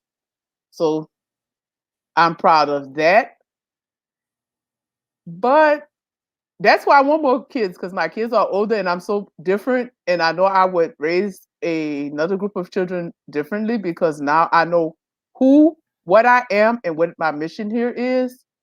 So and I know I can have more kids. So like I said, if people who are not us can't have kids, that's their business. But like I said, I'm going to have them until I get tired. And at least in Africa, I can get, unlike here, you can get all the help you need for your children. Even your neighbors will help you raise your kids. That's the difference. It's still family oriented. Yeah, they haven't destroyed the families there yet. Like I was talking to the ladies who was braiding my hair. Like they said, when somebody has a baby, all the neighbors come, help carry your baby, help take care of your baby for you, and all that. here, like when I raised my kids, I was pretty much my family. Here you scattered all over the place, and my mom has been deceased for a long time, and my grandmother. So I didn't have, what people have in Africa, where your mom, your grandmother, your aunties and stuff come help you take care of your kids. I had to raise my kids, struggle with them on my own. But in Africa, it's family oriented, and like you say, even your neighbors and stuff will help you with your kids. Or if you want to, you have a nanny and cook and all those kind of things, so you don't drop dead. You'll get to enjoy your family. Exactly. So that's why I said I'm ready for more, and seeing all those cute children just make me happy. In this year, I will have a house in Tanzania by the end of the year, and I'm going to have a cook. She's going to be forced to wear booty shorts. They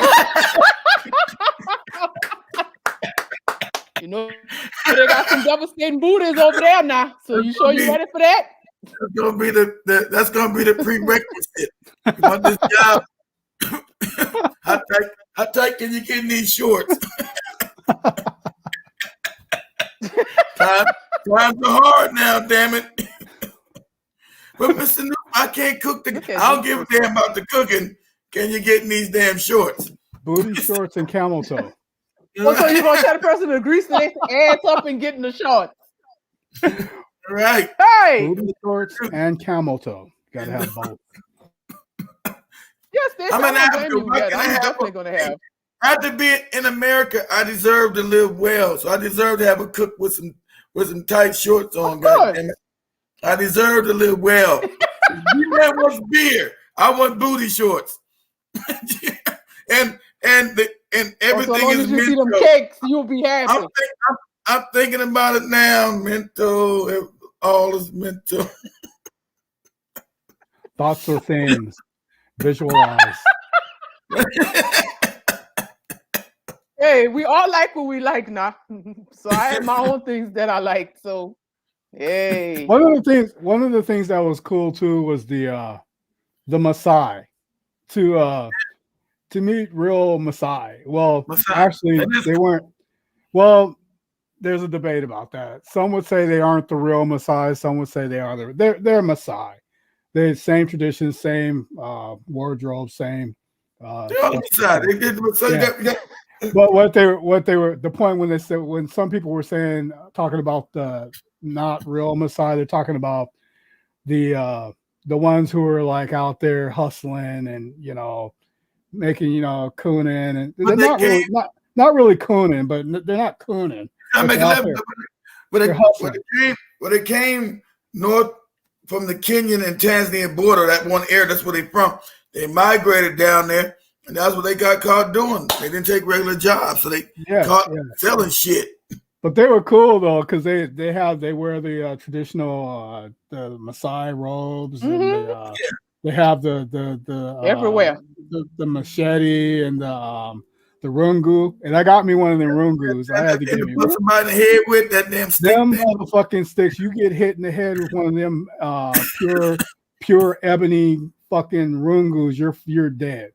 You got a hole in your damn head. And they carried everywhere. They had some on the ferry with us, and they had their machetes and their rungu.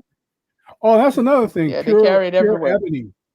Ebony. That was something different. That was the first time I actually was around the wood ebony, just in abundance.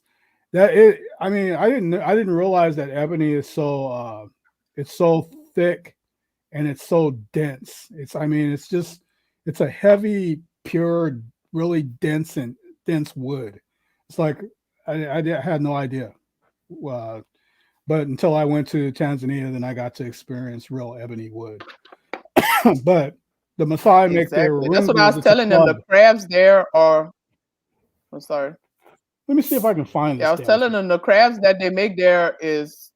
I found my rungu. It's top notch. I found my rungu. I keep it handy. It's like a baseball bat.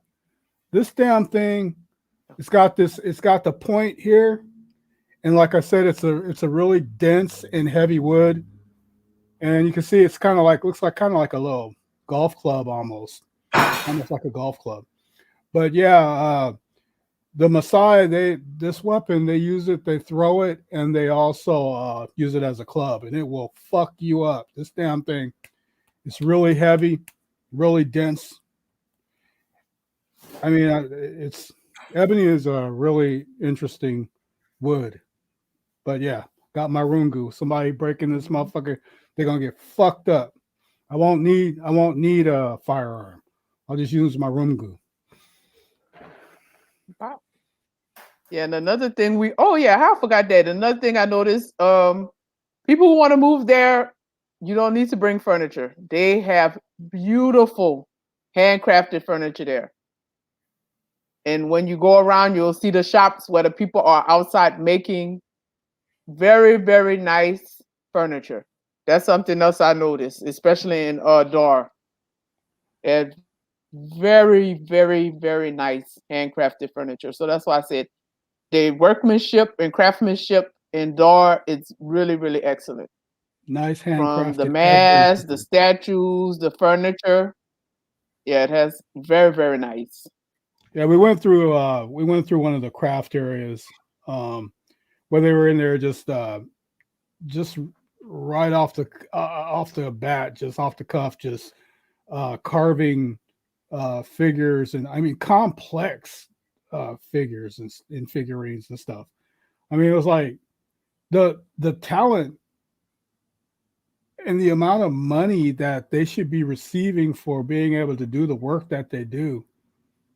It's just it just shows white people, they ain't shit. White people aren't shit.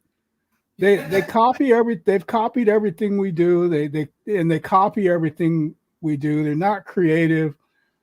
They're not hardworking. They're just fucking parasites, G-man. Yeah, they're just bullshit. I mean, when you see what our people do with what limited resources that they have compared to these motherfuckers who have stolen every goddamn thing on the planet, you realize they ain't shit. They're just a bunch of all they have is weapons to be able to kill. That's what gives them an advantage. Is pretty much. Yeah, that's it. Do they barter? I'm pretty sure they do. Do they barter what? I don't know. Yeah, I guess he's just asking if they barter, period. I'm sure they do. Hell yeah. What, in Tanzania? That's all we were doing. Yeah. Half the time was bartering. Well, yes. Well, yeah, with negotiating money. Yeah, it's like. Or do you mean bartering goods or money? Oh yeah, we did that. Like I said, I don't have no problem. I like for me, I know how to. I got the money down pat. So how I base off of the things I bought. I know how much I pay for things here that are crappy in the price, and look at the quality of what I was paying. And if they told me a price, if it sounded reasonable, I paid it. So like some of the things I got the prices that I paid for, I was like G-Man said, you really be like, wow, man, you should really be getting way more than this. Like I said, this beautiful purse that I have for $40. This is a handcrafted purse. When you see this purse in person, you can tell somebody made this purse from the details of the purse and everything. The inside, I said, I paid crappy purses that's made from China or wherever the hell it came from and spent way more money than that. And like I said, she had other beautiful hand-beaded purses and all that. And like I said, I will go back and definitely buy more. Like I told her, these purses are beautiful. You could tell they are handcrafted. I told her, I'm going to come back and buy more and probably bring them back here to sell. Because they had a red, black, and green purse. Like I said, I wanted to go back to the craft shop before we came back, but like they said, the time ran out. We had to get to the airport and all that. So, like I said, I'll be back during the summer. So I'll get whatever other things I wanted to get at that time. So I know where it's at. So it's just to go back and get it. Yeah, all the art and shit that they were doing over there is just off the chain. It's yeah, they hang on. I'm gonna share this. This brother go back to Africa showing you a house for $300 damn $338. I'm gonna share it, and I'm gonna get me one I can manage 338. Hell yeah, that's why I say even if that price says one thing, you can negotiate. I already found that out. You can. It might say $500 US. You just go and negotiate and say, "Hey, this is what I'm going to pay." Speaking of places, did you explain the leasing, Nish? Well, sometimes it's 6 months in advance, and Some sometimes it's 6 months monthly. It depends on the haggling. Depends. Yeah. When I was gonna get one the first time, I got down to 2 months. Here you go. It depends. Like I said, everything's negotiable. Mm-hmm. Go ahead. You guys go ahead. Go ahead. Yeah, everything's negotiable. It's not 6 months they tell you, but it's negotiable. Yes, negotiables. Like some of the places that the people submit that I'm going to look at next time. Some of them you pay either monthly rent or, like you said, 6 months, which is not bad. Some places in Africa they want you to pay 1 or 2 years. That same shit that they were trying, that China was trying to do, where they wanted to lease the ports for 100 years, 99 years. That Magufuli said, "Fuck you." Yep. We can go there and do the same thing on a smaller scale, and lease business spaces, office spaces, stuff like that, and just get started. You don't have to be a citizen. Oh, see, that's a good thing. Yeah. So that's got to have something to do with your that's gonna give you a residency visa then, where you ain't gotta be going in and out the country either, because now you gotta give you some kind of spec because you have a business there. Well, yeah. You can lease and have a business, but I think you have to marry in order to I ain't saying be a citizen. You said residency. You're talking residency. Yeah. Residency, yes. Abode. The right to abode. Yeah. So it's easy to accomplish. Now, what he's showing you right here, it comes with house number $348. A 3.5 bedroom home, 3.5 bath, for $348. Now I got a nice yard. He's in the back. It's a pretty nice, it's a nice ass place. Was that a month? That's monthly. That's monthly. Yeah. $348 for a 3-bedroom, 3.5 bath. Because 3.5 bedroom. Because it's a small bedroom for a 4-bedroom. So it's 3.5 bedrooms, 3 baths, house for $348. So this right here, I want to because I want to set up shop as a permanent wage station just to go back and forth. So I can do 348, and so that's the yard. That's Oh yeah. That big ass thing that looked like a mansion was what, 700 a month? Mm-hmm. And I'm sure you could talk them down. Big ass multi-story house with, I don't remember how many bedrooms, but balconies and decks on every side of the house, and multi-story, brand new. Yep. They were only at the stage of putting getting the wiring together. But that I think was like, they said $700 a month for a big ass. About 770, but all those things is negotiable, so you could get that. Crazy. And they said if somebody would get it, they'd finish it in 2 weeks. So 770, you go up there and they say it's 770. All you gotta do is just say $600. I'll just give you 700. Yeah, I'll give you 650, 700. And if they say no, then start walking away. Literally start walking away. Say no and start walking away. And then the next thing you know, it's like, okay. I'll take the 600. House is very nice. I'll take the 650. They'll do that. That shit happens a lot over there. $300. Yeah. If I can get a house like that, I would prefer a house. If I can get it, that would be much more, because I'm used to living in a house. So real nice. What area is that in? 1970 U.S. He didn't say I need to call. He actually wrote me a letter a couple months ago. I never responded, but I don't know. He didn't say it in his damn thing. I think it's cute, but it's probably a little bit out the city. Not much. He lives right in the city, so can't be far. Mm-hmm. I'll send him a message what area this is, but $300, $348. Hell yeah. Ooh. I like kitchens, so that's My side kitchen, you gotta get your stove in there, refrigerator. It kind of looks like the kitchen that we were looking at. It does.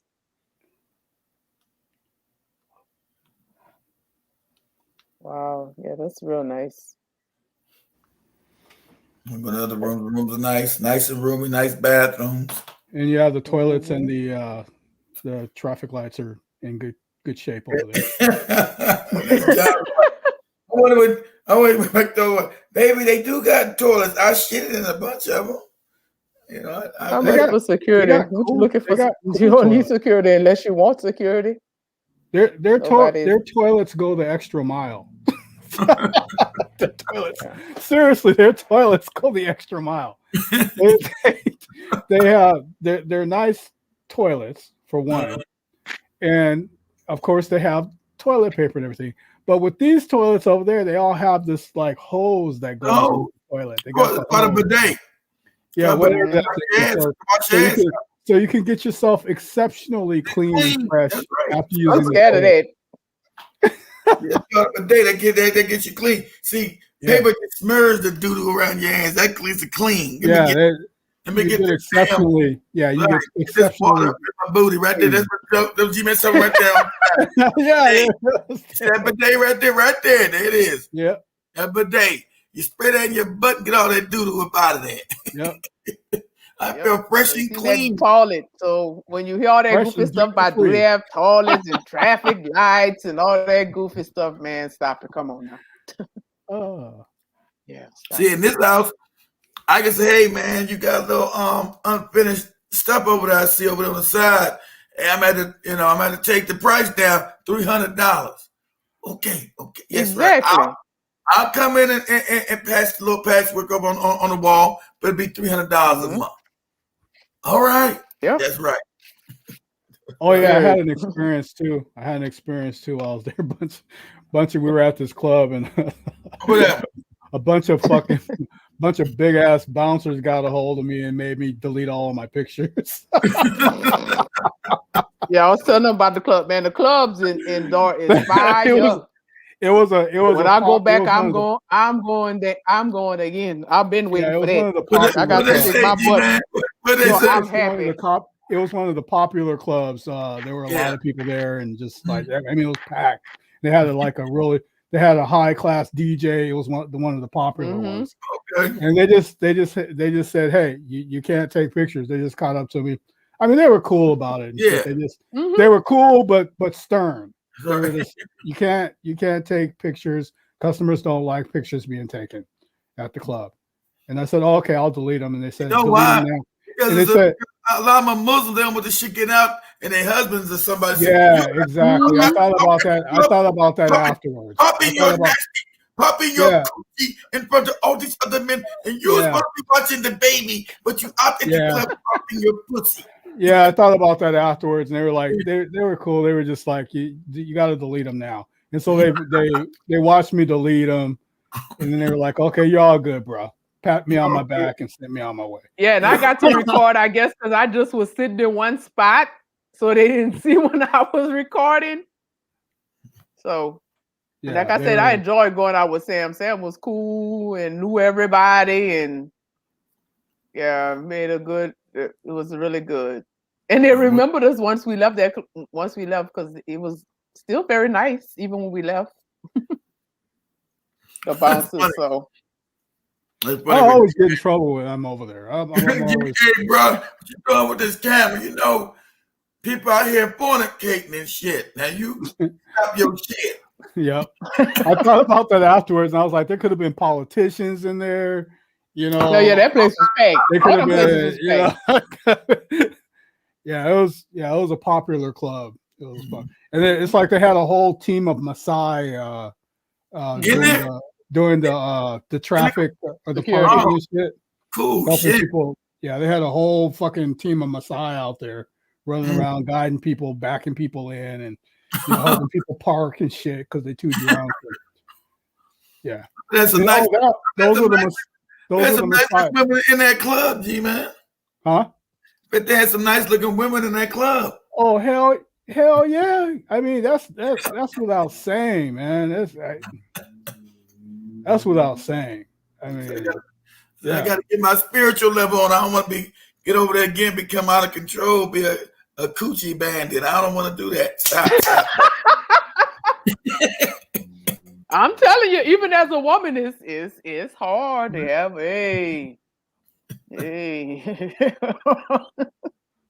Hey, that's chocolate and peanut butter everywhere, or whatever color you're looking for is there. I just got this. Yeah, it's hard. I just got this house on the other side, other side of town. So what's up, girl? What you want to do? I ain't thinking about Ramadan. No Ramadan up in here.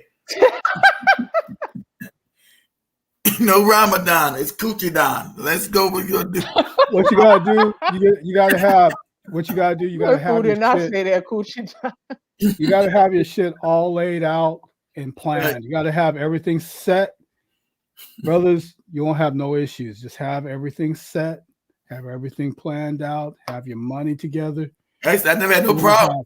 You won't have no issues whatsoever. I never have. None.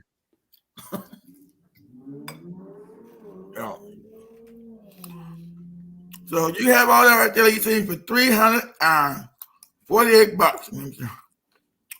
Oh yeah, that's real nice. I'm telling you, 300. Hey, I'm ready. I like that. I'm ready to go right now. Here's some money. He gonna tell you, hey, how about this for $348? He'll tell you again. Crazy, man. Look at palm trees. Yeah, find out what area that is. I like that. Palm trees lining the property. Landscaping. Because I would prefer a house. Plants. Oh, there was a banana tree in that one house. There was a banana tree in that one house. The big house. That's not bad. 345. My fault. That's not bad. $345. $345. That's not bad. $345. Hell no. For this one right here is like I'd say a nice driveway, everything already there. Yeah. Maybe an office. That's not your normal driveway. You see that you got. What is an Africa? You gotta let your fence, motherfucker, try to get over. Oh yeah, they got electrical fences everywhere. Damn, I'm fucked up. I'm burning. Help me out here. I heard somebody outside on my damn fence. That was going on. Smell like chicken. You're gonna be smelling like the Tanzania chickens we see walking around. Right. That motherfucker Keith ain't no spiritual teacher. You gotta hear him up in there. He doing some more shit up in there. But they're black women, though, damn it. Hey, don't be greedy now. Make sure that that fence is high enough that people can't see over it. Yeah, since you want people to be wearing booty shorts. Oh yeah, it's gonna be over here clicked up. Behind the fence, there's gonna be more going on than just booty shorts. She's gonna be Gordon recognition and booty shorts. Behind the fence, it goes beyond the limits of booty shorts. I want you to trim these bushes right here.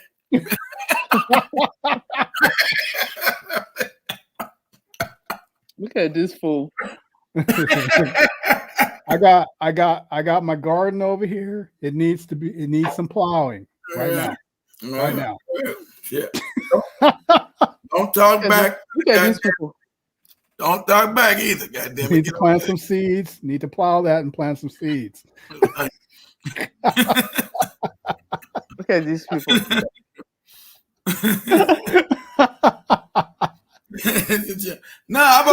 Be fruitful and multiply. But look, stuff I've done over there, unsunken one, I've never told nobody, and I ain't gonna tell nobody.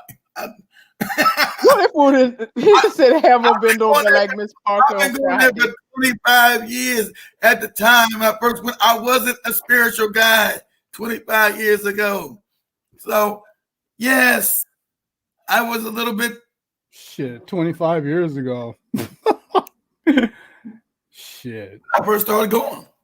Looking for the black. Talking about raising hell all over the damn place. This shit legal? Ain't legal. Ain't legal in the States, goddamn it.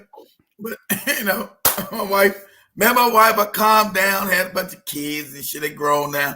Now it's back to the damn starting gate again.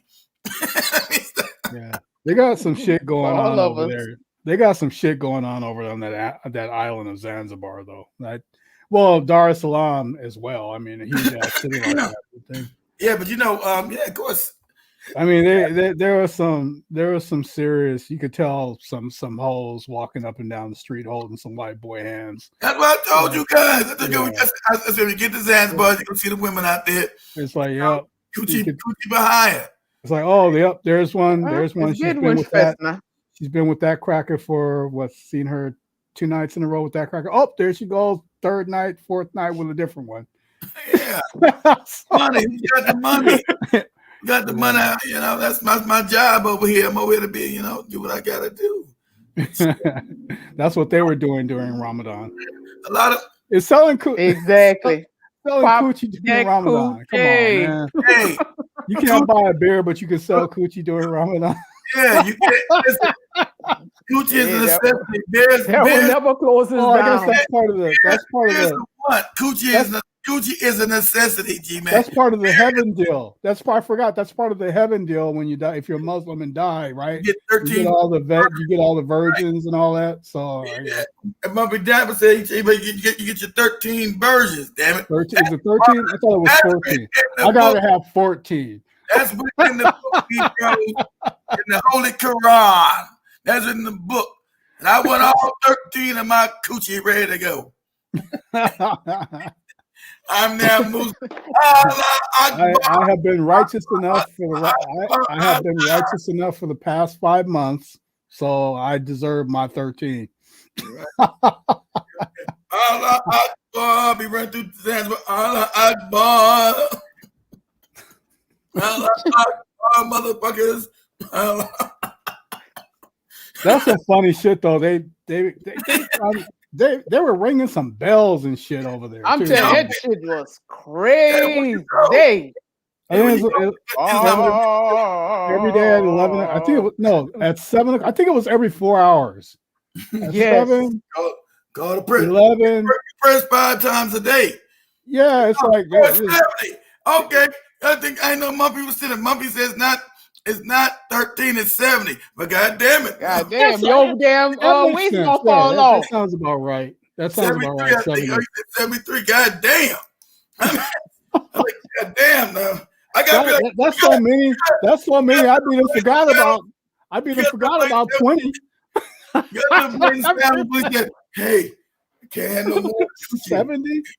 13 is all I can have. We need baby. It's like I have a group. I got a group of 20 over here. I got a group of 20 over there.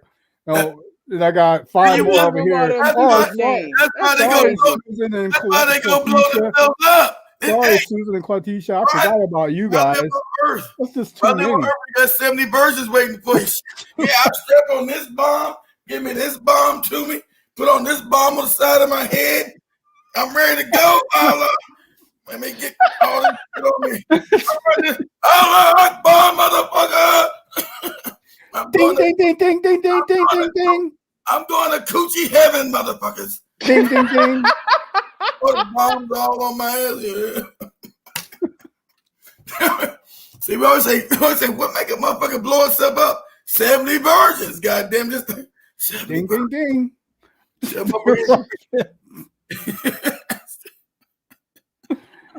Yeah, them fools were beating on bells and chanting. Yeah, that shit was crazy. I'm like,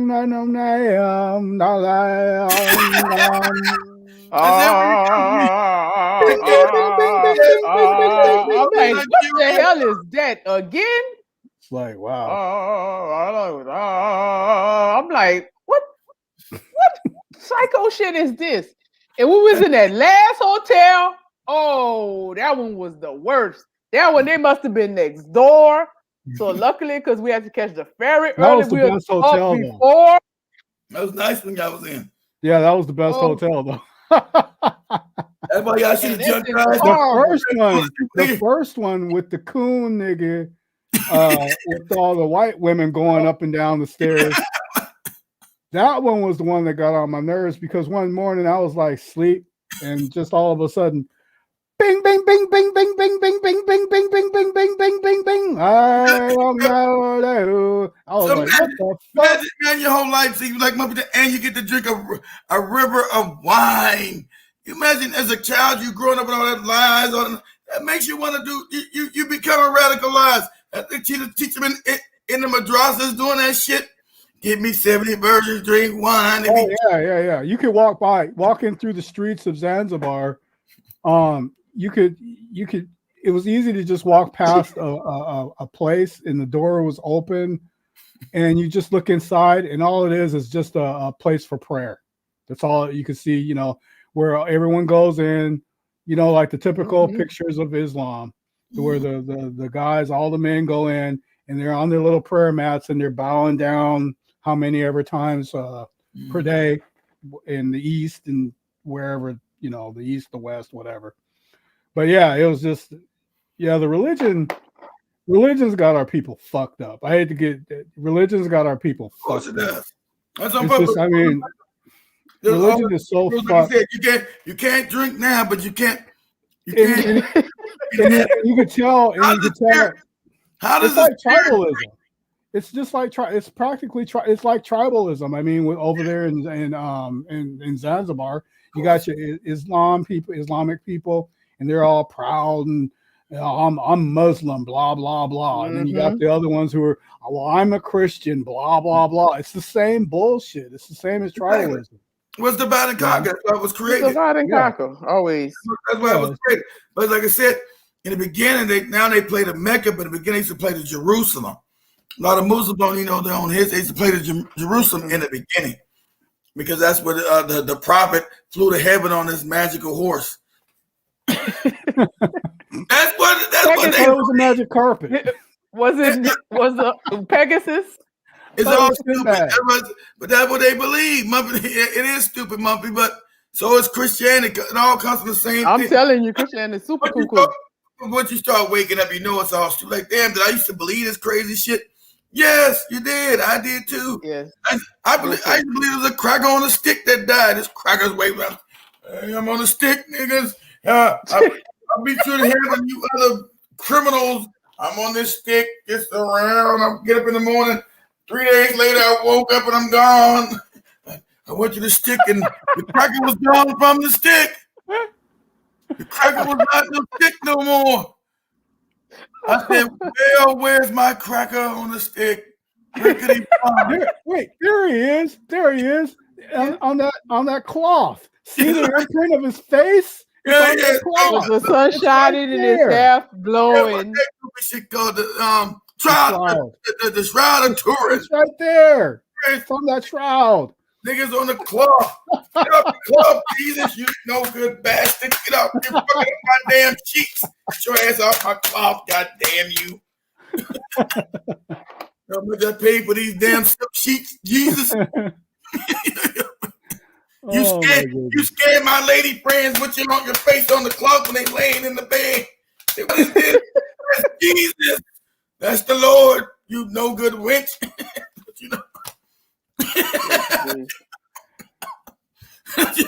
I just had a thought of something to do to some. If you were ever in a situation with some Christian chick, that's she's all, I love the Lord. I'm married to the Lord Jesus. What you should do is come out butt naked with a white Jesus mask on. Here, you satisfied? You ready to go?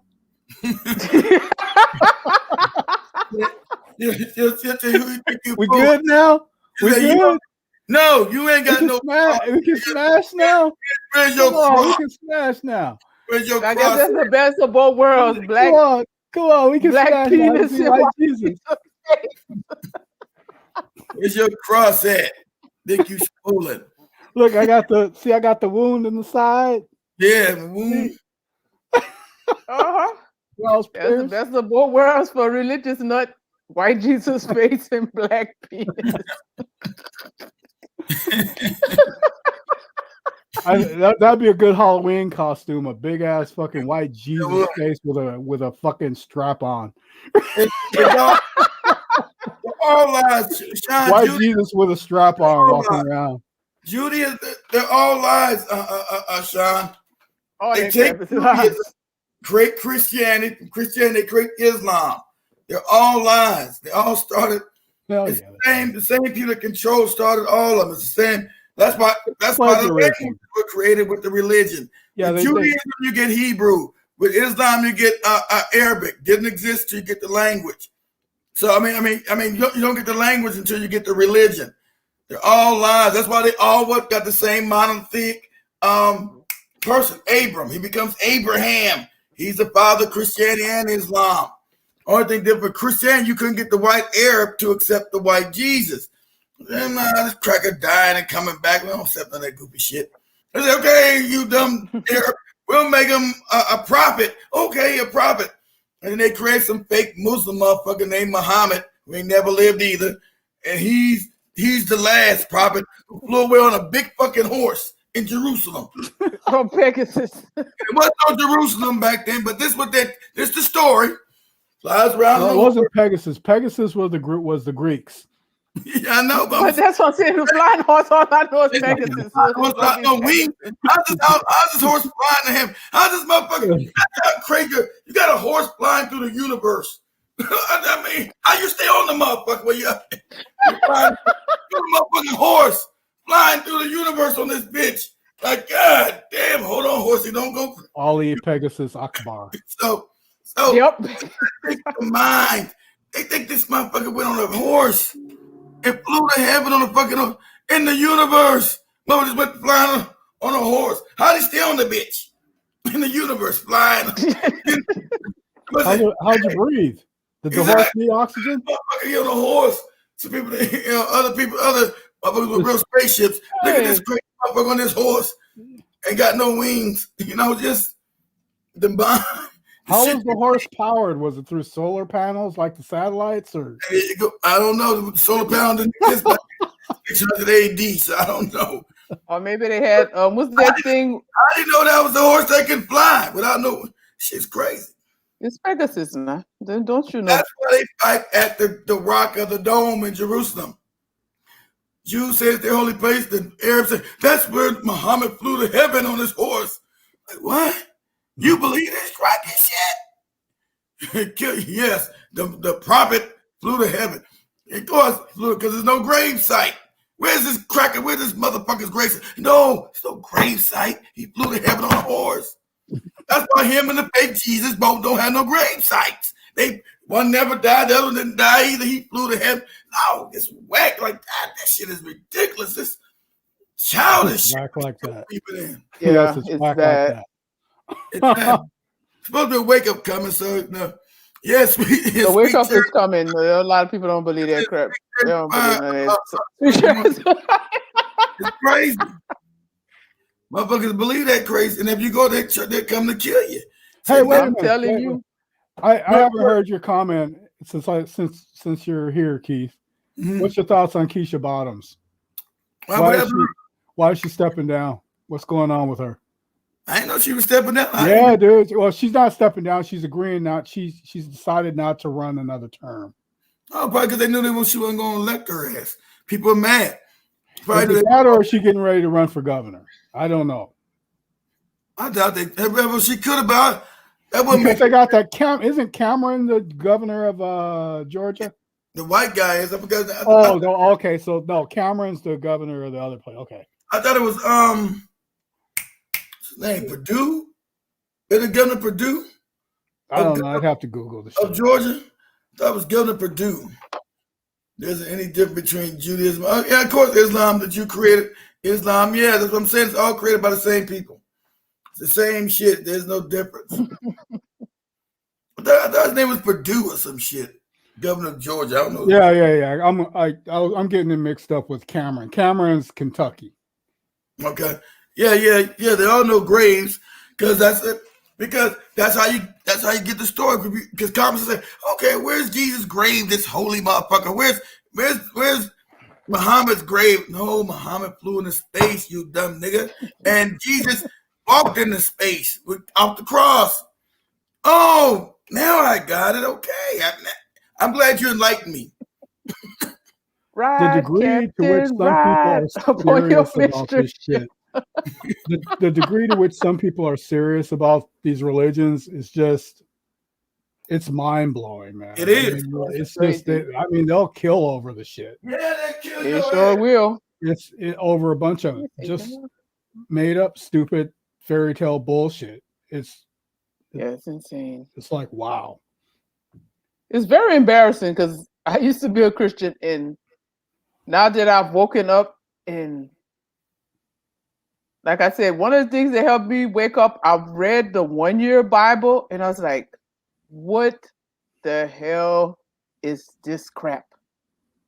Because when you grow up, you just go to church, your parents drag you there, you don't know what's going on, you don't care, you're just there. But once I really started paying attention, I'm like, what the hell is this crap? The Bible just doesn't make sense. It's just like, okay, 1 minute you're saying this here. The next few chapters is saying this. Wait, what the hell is going on here? Yeah, it's insanity, and I'm glad I've been delivered from it. I'm glad my children at a young age, instead of at my age, know that it's freaking fake. So like I said, it's awakening coming. A lot of our people will get dragged out of it kicking or screaming, or if not, they can stay with it and they'll get ran over. But this stuff is, and they don't tie to, that's what you're giving your energy to, and that's why you're not seeing the life you want to have, and that's why you think you're poor. Because I'm like, all this nonsense you're doing, do you ever ask yourself, what value has it added to the life of you and our people? None. Yeah. But it scares you. You understand? It scares you. When you come up, it's scary. It's a scary thing because that's all you know. You say, well, if this ain't God, where's God? Am I now an atheist? So the religion is caught, is to keep you caught up in the lie. It's hard to escape. And then you lose your family. You lose your family behind it too. Like, wow, if I step out of this shit, I'm going to lose my whole family. Am I strong enough to lose my whole family? Then you realize when you start learning the truth, these motherfuckers ain't my family anyway. These are some niggas that incarnated with my ass this time. Niggas ain't my soul family. These some niggas that incarnated in this life with me. You sound like Bobby Hemmett. I know. Yeah, that's the truth. I ain't nobody him say that. That's the truth.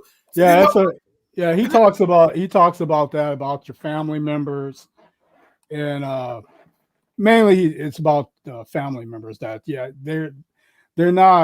they're just people who incarnated with you. Exactly. Yeah. That's why a lot of people can't stand their family members, and they never get along and never will get along. But you don't know that. Yeah. You don't know that. You don't know that real. That's you don't know no African spirituality. And these are just some niggas you incarnated with. You think, yeah, I love my mom. Your mom is just some nigga that reincarnated with you. Sorry to tell you that. You just happen to come through her portal. Hopefully she's a good woman. You want to love her. But if she stops your growth, you say, oh, mama, goodbye to your whack ass. Because you are eternal. You're just as old as her ass is. But you don't know this. The Africans do it. Africans knew this. And this person's coming back. This is the spirit. This is what you should name him. We just think, oh, man, I lost my brother, my grandma. But once I knew it, my grandma said, I'm disowning you. All right, bitch, but disown me. Goodbye. Whatever. So what? Is this some bitch that gave birth to my mama this time, the mother who I'm with this time, okay? Once I knew it, I'm good. You can't cry me about no family. You motherfuckers ain't my family. we go through multiple lives. Okay, so, once you start waking up, your vibration raised, and I know for me, once my vibration started raising, the people who were not meant to be didn't stay, including the husband. Well, the reason why, because you start attracting. You don't attract what you want. You attract the way you vibrate. You don't track what you desire. You track who you are. So you got to raise your vibrational level up. You track who you are. So when you look at somebody, you mirror you. Hey, I don't like you, motherfucker. You my wife. Well, that's your mirror, dummy. that's your mirror. Yeah, I know that. You got to raise your vibration up. So that was my mirror. You can't get mad. You got to do the work. Raise your vibration level. And that's what draws you. We're all magnets. So you draw what you are, not what. So when you just all these goofy relationship dingbats. Especially like Kevin Samuels will start listening to this dingbat talking crazy. Bitch, you ain't no good. You got 7-figure man. Don't want your nasty ass. What are you talking about? Remember, yeah, I see you got some sense. You're just saying, Sam. Yeah, you're big and fat and you're sloppy and your breath stinks. Okay, Kevin, I go wash my ass when I get off of here. Who gonna want to sleep with your stinking ass? Thank you, Mr. Samuels. It's my show, niggas. Put on rub some of that cinnamon oil and coconut oil cream on your stinking ass. You'll be all right. You'll be all right. Yes. Even I'm gonna let me spit out my damn. It'll get you through the day. Yeah. So. Or if you don't, you can always go Central-C with lemongrass. That's why you can never tell them you strong with who you are. It's suggested that you wash your ass first, but yes, apply some of that. Fill your ass up with perfume and it's funky, wash it. Get all the butt cheese out of there. Don't use it as a sandwich spread like white people used to do. Don't do that. Clean it. Butt cheese can cause you to have bubonic plague, so don't do that.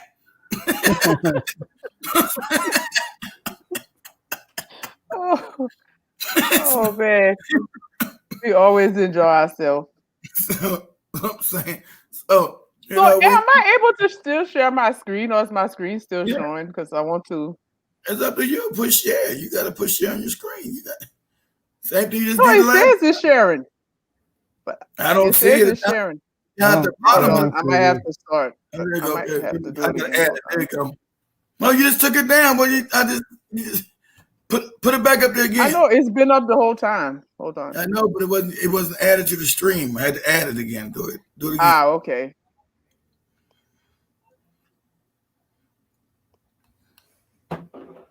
There it goes. All right. So since we had a good part, like I said, I just wanted to say, like you said, you're my brother, and I appreciate all your hard work. And I just wanted to show a small token of my appreciation. I hope you enjoyed this. Like I said, you have changed my life. Would you put some edit video of somebody fucking around with butt cheese or something? No. No, Negro. All right, so I'm about to play this, so I hope you enjoy. So just watch it.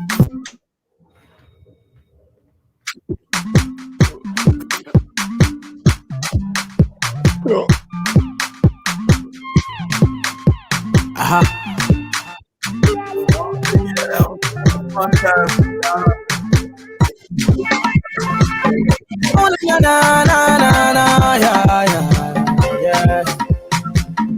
don't got nothing.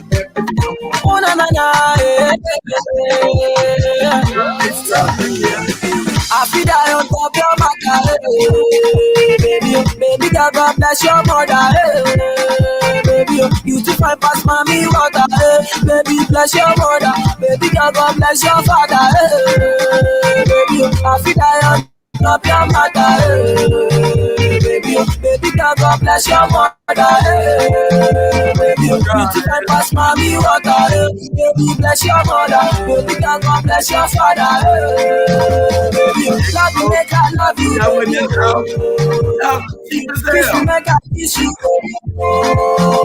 baby, let me love you, baby, kiss me, baby, make I kiss you, baby, oh, baby. Baby girl, you mesmerize me. I've been searching, and finally found your love. Yeah, baby girl, you take my heart away. I've been looking, and finally found your love. I wanna have kids with you, baby. Then go school for that money. I find peace with you, baby, and I never leave you, my lady. I wanna please you, my baby. Buy you everything you need.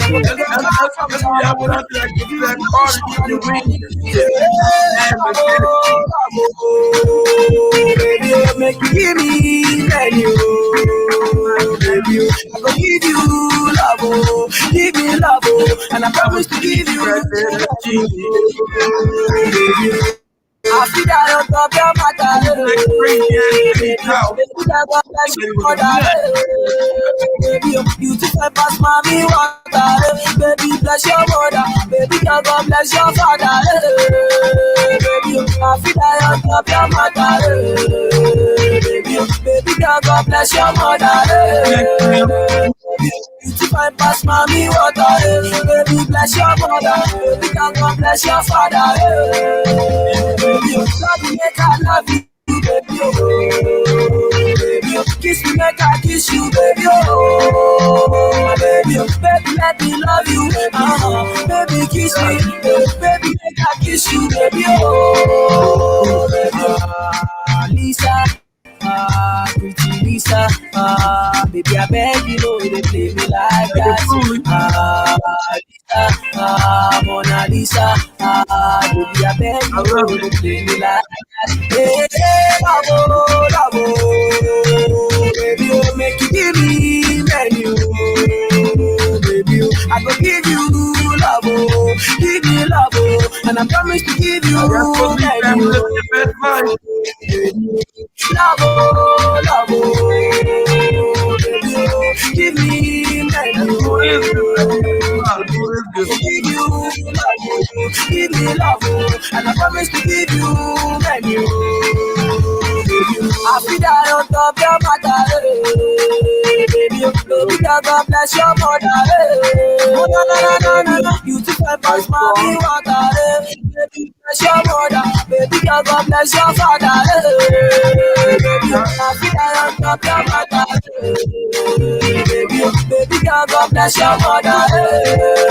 Baby, you just pass mommy water, baby, bless your mother. Baby, God bless your father. Baby, love me, make I love you, baby, oh, baby, kiss me, make I kiss you, baby, oh, baby, baby, let me love you, baby, kiss me, baby. I think we do change everybody's life. That's a good thing. That's my small way. I loved it. That's my small way of saying thank you. Thank you. I loved it. I loved it. That's what I was saying. I hope you enjoyed, because like I said, you changed my life. Like I said, not only are you my sensei, you my brother. We've been friends now for years. And like I said, I know all the hard work you have put into all these trips. Like I said, I kept coming because I believe in the same thing. You believe that we are one, that we need to reconnect with our home. We need to reconnect with our people.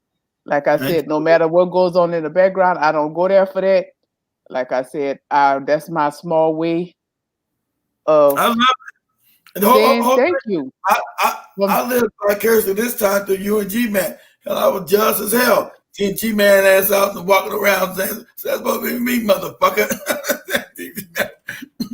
and I was like, God damn. I was with them damn dolphins and everything else. You know, I'm glad they get to see it, because they, you know, it's not me just telling you no more. They've been and they've experienced, so they can't, you know, can't call me a liar. I keep you full of shit. With child soldiers knocking motherfuckers in the head over. Yeah, they don't have toilets and the child soldiers there and the pot-belly kids with flies. All you see is cute children eating food and playing and running. That's what G-Man brother told him. Lester, you watch out with them child soldiers. No, he sent me down. I sent him a message and a video showing that I'm going to Africa and shit. This nigga sent me back a goddamn video about child soldiers and shit in Africa. Oh, what the fuck? I don't talk to that nigga no more. I'm sorry. I disown that Negro. It's hard. My family don't do that anymore. After I didn't been so many times, they already know. They just ask to see the videos and the pictures. So she mentioned me, that made me laugh my ass off last year. They sent me a video of these child soldiers. Yeah, he's mad now because I said I'm going back, and now they don't want to talk to me. Because you're supposed to hate. People, you know, it's so funny. People, you know, they're all buddy and they engage with you and talk with you and you know, discuss shit with you. But when it's the first time you say you're going to Africa, they got all the shit they're gonna talk about and say. Yeah. The second time you go and you're still happy, they don't want to talk to you no more. Mm-hmm. They just don't want to talk to you. This nigga got nothing but good shit to say about Tanzania and Africa. Fuck yeah, I don't know. Yeah. It's the strangest thing. It is strange. Yeah, see, okay, so it's not just me. You've experienced it too. Yeah, they don't want to talk to you. They get jealous and crazy. I heard the same thing with the child soldiers. Mine was years ago. Child soldiers, people dying. Africa's a continent, dummies. A continent. That's like me saying, watch out for some shit happening in a county in South Central LA, and I'm going all the way up here to upstate New York. Watch out for the child soldiers. I'm going to upstate New York. That's down the county in South Central LA. Yeah, but watch out for the child soldiers. God damn it, they're there. You know them niggas. Yeah. You know those niggas can't live without child soldiers and starving babies. I said, well, I seen them on CNN. I'm worried about you, man. So we the ones getting shot and murdered over here, and you worry about me. Exactly.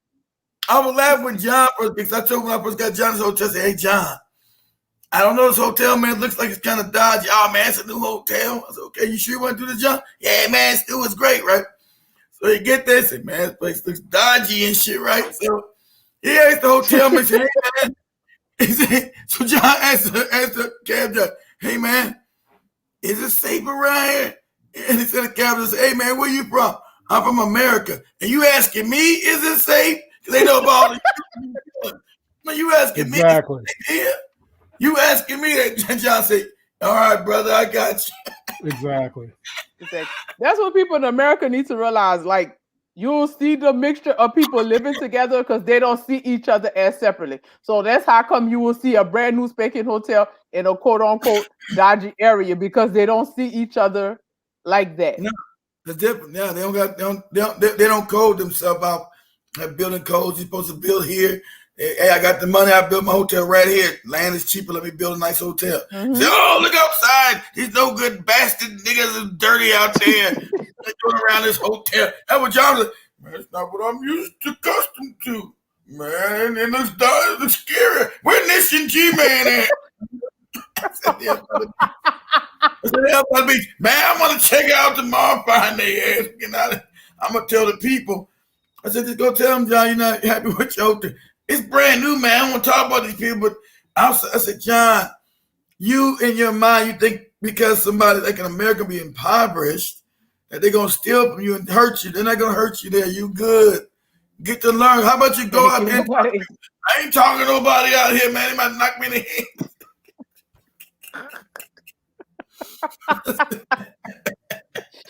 So just go talk to them, John. I'm talking about how did you meet Spikes? I hired Spikes. I went over that's when I was over Tanzania. I hired Spikes. I went to Kenya. I couldn't speak good enough Swahili, so I had to go over to Kenya. And then I put an advertisement. I brought him in. We started building over there. And because Kenya wasn't my choice, but they spoke English. Actually, my choice was West. Let me tell you, but my choice was actually Nigeria. I never told nobody this. Actually, my choice hell to the no. Yeah, at first my choice was Nigeria. And I went to Nigeria, and people kept saying, not Nigeria, man, you leave this motherfucker, man. The people be in here talking about that state shit. You can't leave that shit in Nigeria.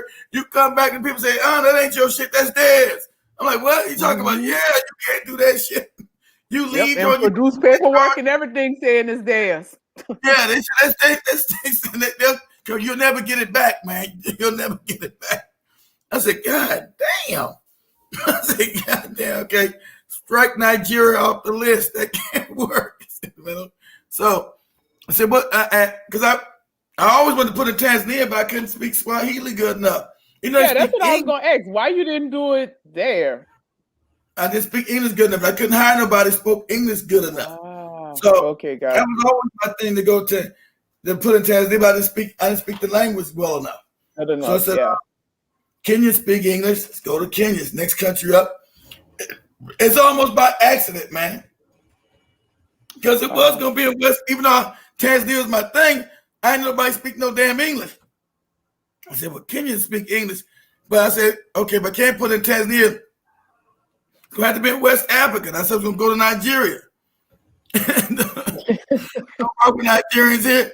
No, because it just, this some Nigerian cats told me in Tampa. When I was going to say, I'm going to build this thing over in Nigeria because I want to go to Tanzania. I don't speak The Nigerians here are psychopaths. Those are not Nigerians. If you want to meet real Nigerians, go to Nigeria.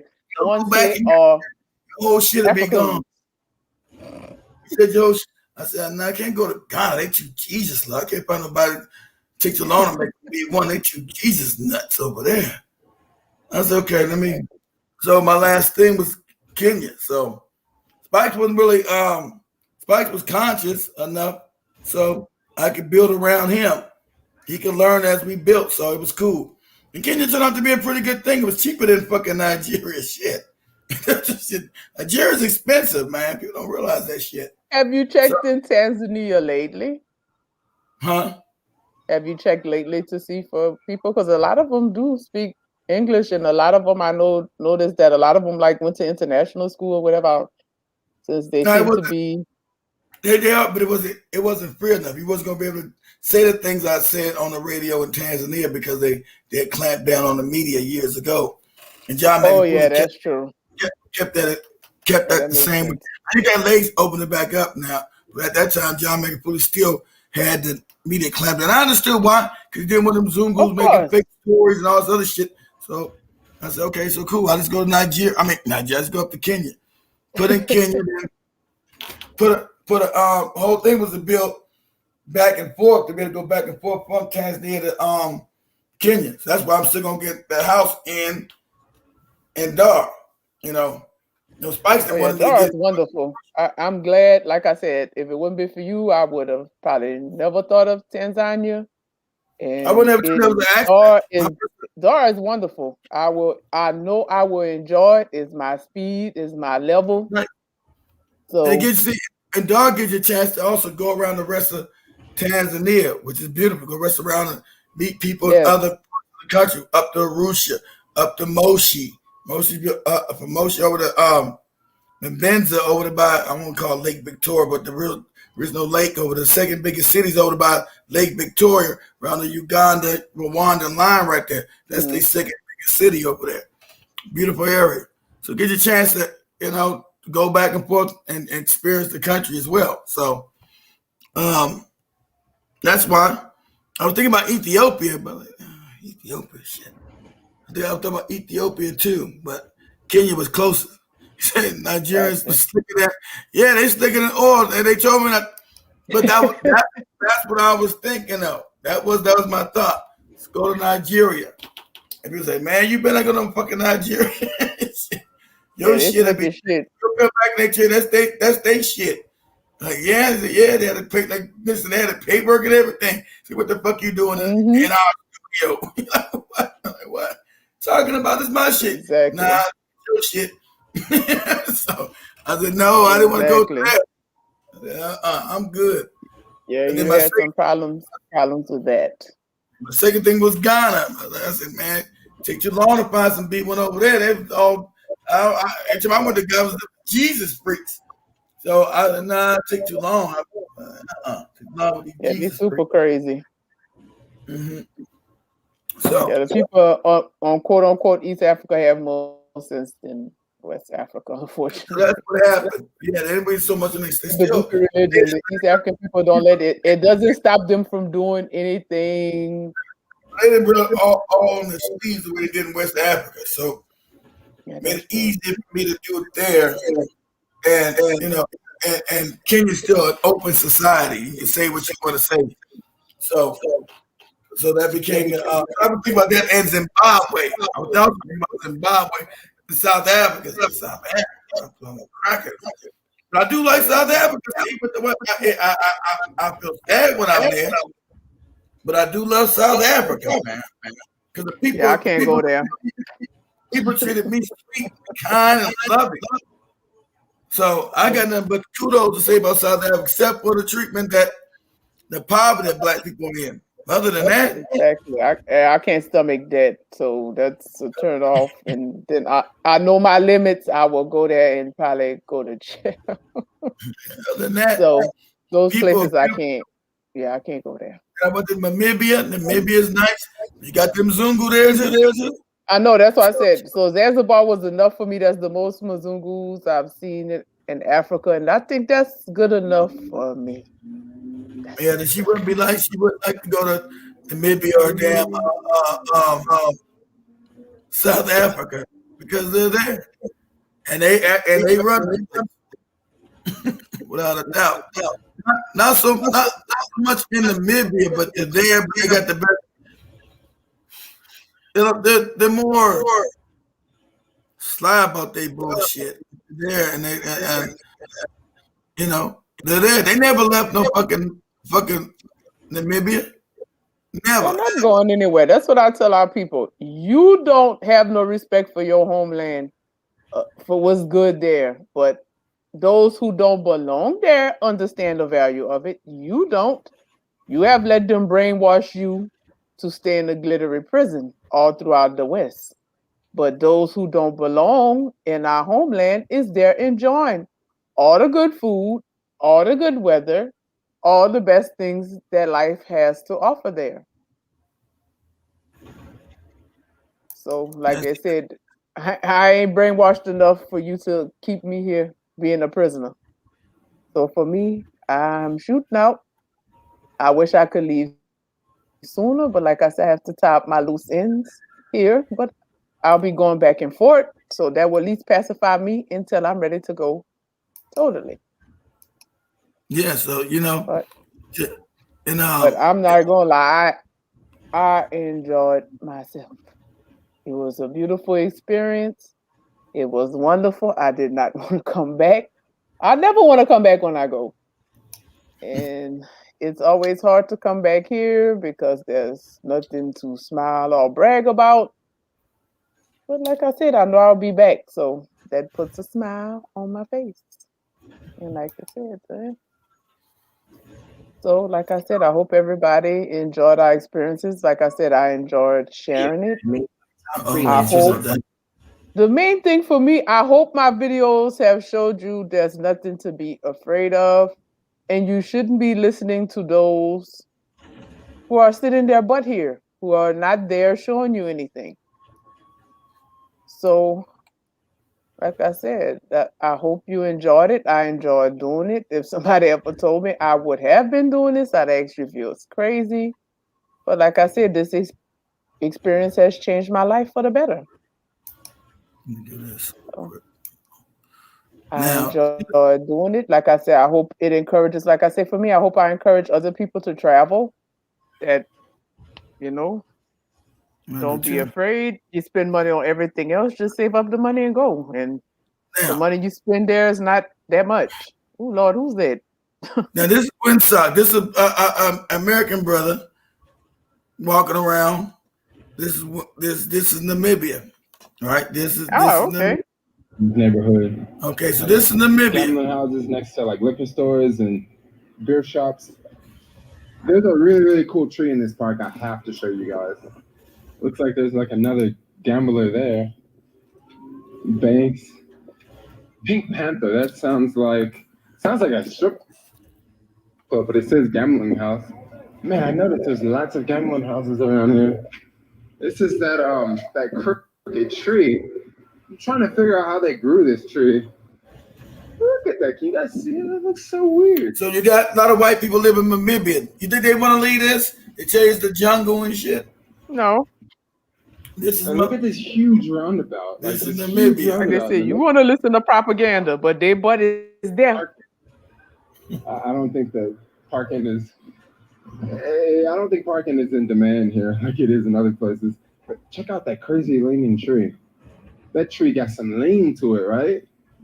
All right, homeboy Jermaine needs to so let's just go straight across this roundabout. Hopefully I'm not jaywalking or anything. damn commercial. But this is commercial. But this is Starting Namibia. to see more people around. The I went to temperature right Namibia. now, I was like, it's damn. warm. I want to say it's maybe like 85 degrees, but it's also very breezy. And if you're in the shade, it feels really, really, really good. And I'm about to make my way back to the shade in just 1 second. Another gambling house. Maybe I'm just in the gambling neighborhood or something, or maybe people here just really, really love to gamble. This is my second time in Windhoek, and I didn't notice this the first time. So he's in the capital. So he's in Windhoek, Namibia. That's the capital city.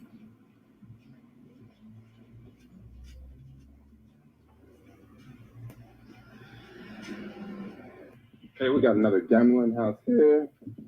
Over here we have Uncle Charlie's pawn shop. Huh.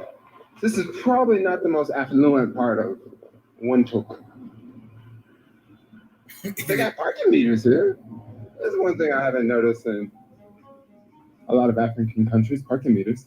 I usually don't like to say what day of the week that I'm filming this on, but I must say the day of the week to just put this in some context. This is a Saturday afternoon. I have no idea when this video will be uploaded. The videos are slightly delayed. Need a car? Check out that GLI. Looks like they hit someone. Got blood everywhere. License to kill. Ready to blow. That sounds intense. So this street here is Independence Avenue. This is like the main drag. Down here, not that much action going on, but farther up we go, there's more action, more shops. So it's like a mall, lots of things to do. Oh, dang, new copy machine. This is one of those places that sells all sorts of like random He's gonna walk stuff. around. I wish this place was open. I don't know. He's born. Shit. You go. You go. Yep, the weather's beautiful. So yeah, those people ain't leaving them places. She. Yeah, they're not leaving. Yeah, the weather's gorgeous. Sometimes. Windhoek is a pretty ass city. All right, let's finish our stroll down Independence Avenue. Kind of bad news. I just heard that the supermarket is closed, and I'm trying to figure out, really, is the supermarket already closed? Like, well, you got to go to the jungle, dude, to go to the supermarket. So I'm just gonna walk around and see if I find a shop and see. You got to find the jungle. SIM card. This is becoming my life. Every country, get a new SIM card. However, when I go back to South Africa, I don't have to buy a new SIM card because I already have a SIM card, and it has probably like 30 gigs left. So I'm good on SIM cards for South Africa, but I need one for Namibia, this country, right here, right now. There is a mall here. We can go down and see if anything's open in the mall. Let's go. Let's go explore. Okay, looks like I found the mall. So I don't see many things open in this mall, but I definitely see the supermarket open. Cross my fingers, I can get a SIM card here. Pick and pay. Unsuccessful, no SIM cards at the grocery store. But I have two more options. There's a Shell station this way, and even closer, there's a group of guys over here that sell SIM cards. Super good.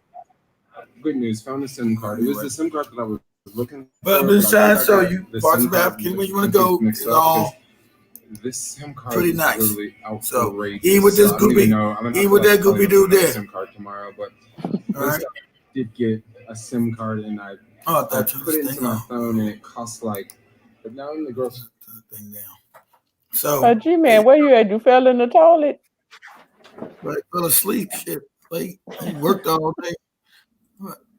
Wrap this I know thing I'm up enjoying my myself, so I still have another week before I have to go back to work. So I got to enjoy like a super long vacation. So I got like a double vacation I'm here. before I have to go I'm work here. the next Yeah, crappy Germans live. Exactly job. right, fam. Exactly So right. I'm fam. enjoying myself. Germans live there. The Germans who genocide them never left. Who They're genocided not gonna Africa. leave. They're Yeah, not the gonna Germans leave. got whole German. I didn't. You got whole German towns. I didn't know. I was like, what the fuck are these? Who the fuck are these people? So, you know, because I must. For him saying that you take the bus right across into Namibia from South Africa. I was say, hey, let me go to Namibia. Shit is right there. Let me check this out. You go past all the. You swear to God, you in Europe, some motherfucker. What's a German town? Schnitzels and fucking Pretzels. all this crazy what chocolate houses and the whole German shit. You're like, What the fuck? Because I'm ignorant. I didn't know that. And I thought the Germans had left, and the Germans got whole towns in Namibia. You're like, God damn. But the Angolans told them they had to leave. How the fuck they still here when they went to war? How the hell they still here?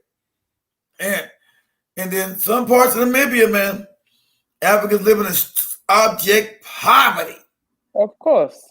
They just come to live on top of our heads. They're not coming to share anything with you. Our people are delusional. They don't come to share anything with you, make your life better. They come to live on top of your head. There's some poor places in Zanzibar too. Like we went through some really poor neighborhoods in like Paji. That's why I was telling you not to go. That shit depressed me, G. Did you go back into the you don't have no choice but to pass through. Yeah, That's where the we had to go hotels through at. the whole. Yeah, we went through the whole town, the whole little village. But the thing is, the thing that's amazing is that the people are still happy and functioning. That's what it's like. I mean, even in the conditions, some of the conditions of the people that are in poverty and in some of the places in the rural areas, people are still happy. And the kids are running around playing outside and it's still safe. And, it's regardless of the bullshit that the goddamn cracker has put our people through, we still manage, we still be happy, we still flourish, we still thrive. We do. Yep. I still think somebody getting better conditions right there on the island. I said, come on, man. Come on. This still depressed me, this shit make me feel a certain kind of way. Man. It doesn't make you happy. It doesn't make you happy to see that, but like I said, our people are on target. When they get tired, they'll deal with it. I'm like, it do make me feel certain. Come on, man, get some development here and do something. Because all this damn money coming into the Zanzibar is not being given to the people. Yeah. You got 400 million hotels. That's their money. That money's got to trickle down to the people there. Exactly. Yeah, they are not supporting the local people. No, they can't. I guess they make money during the busy season because there's so many of them come there that they get money. They do. But the off season, they there must be getting prostitutes and drugs. It's a tourist thing. I said, I say, man, hey, man, you don't do that. You don't show these crackers get off on this shit when you taking them in there, showing them in poverty. They get off on this shit. You don't understand this. I think, what you talking about? What do you mean? I said they get off on it. All wretched and shit. You don't make this no tourist attraction.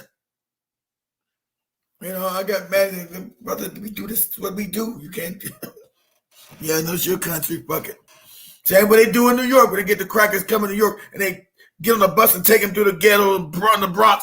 This is where these niggas live with these fucked up areas in the Bronx. Yeah, I told you, I didn't know that was a thing anywhere until I seen that when I was looking for things to do in Tanzania. You remember I told you that? I was like, I see something here called Dar es Salaam Slum. I'm like, what the hell is that? Right, where they go? They go. It's called nigga watching. Right, they had zoos that they put you in. It's called nigga watching. They get off. I try to teach people this. They get off. Crackers around here shooting. Uh-oh. I need to duck? Because I just heard that shit. You're right. Poverty porn. That's the way.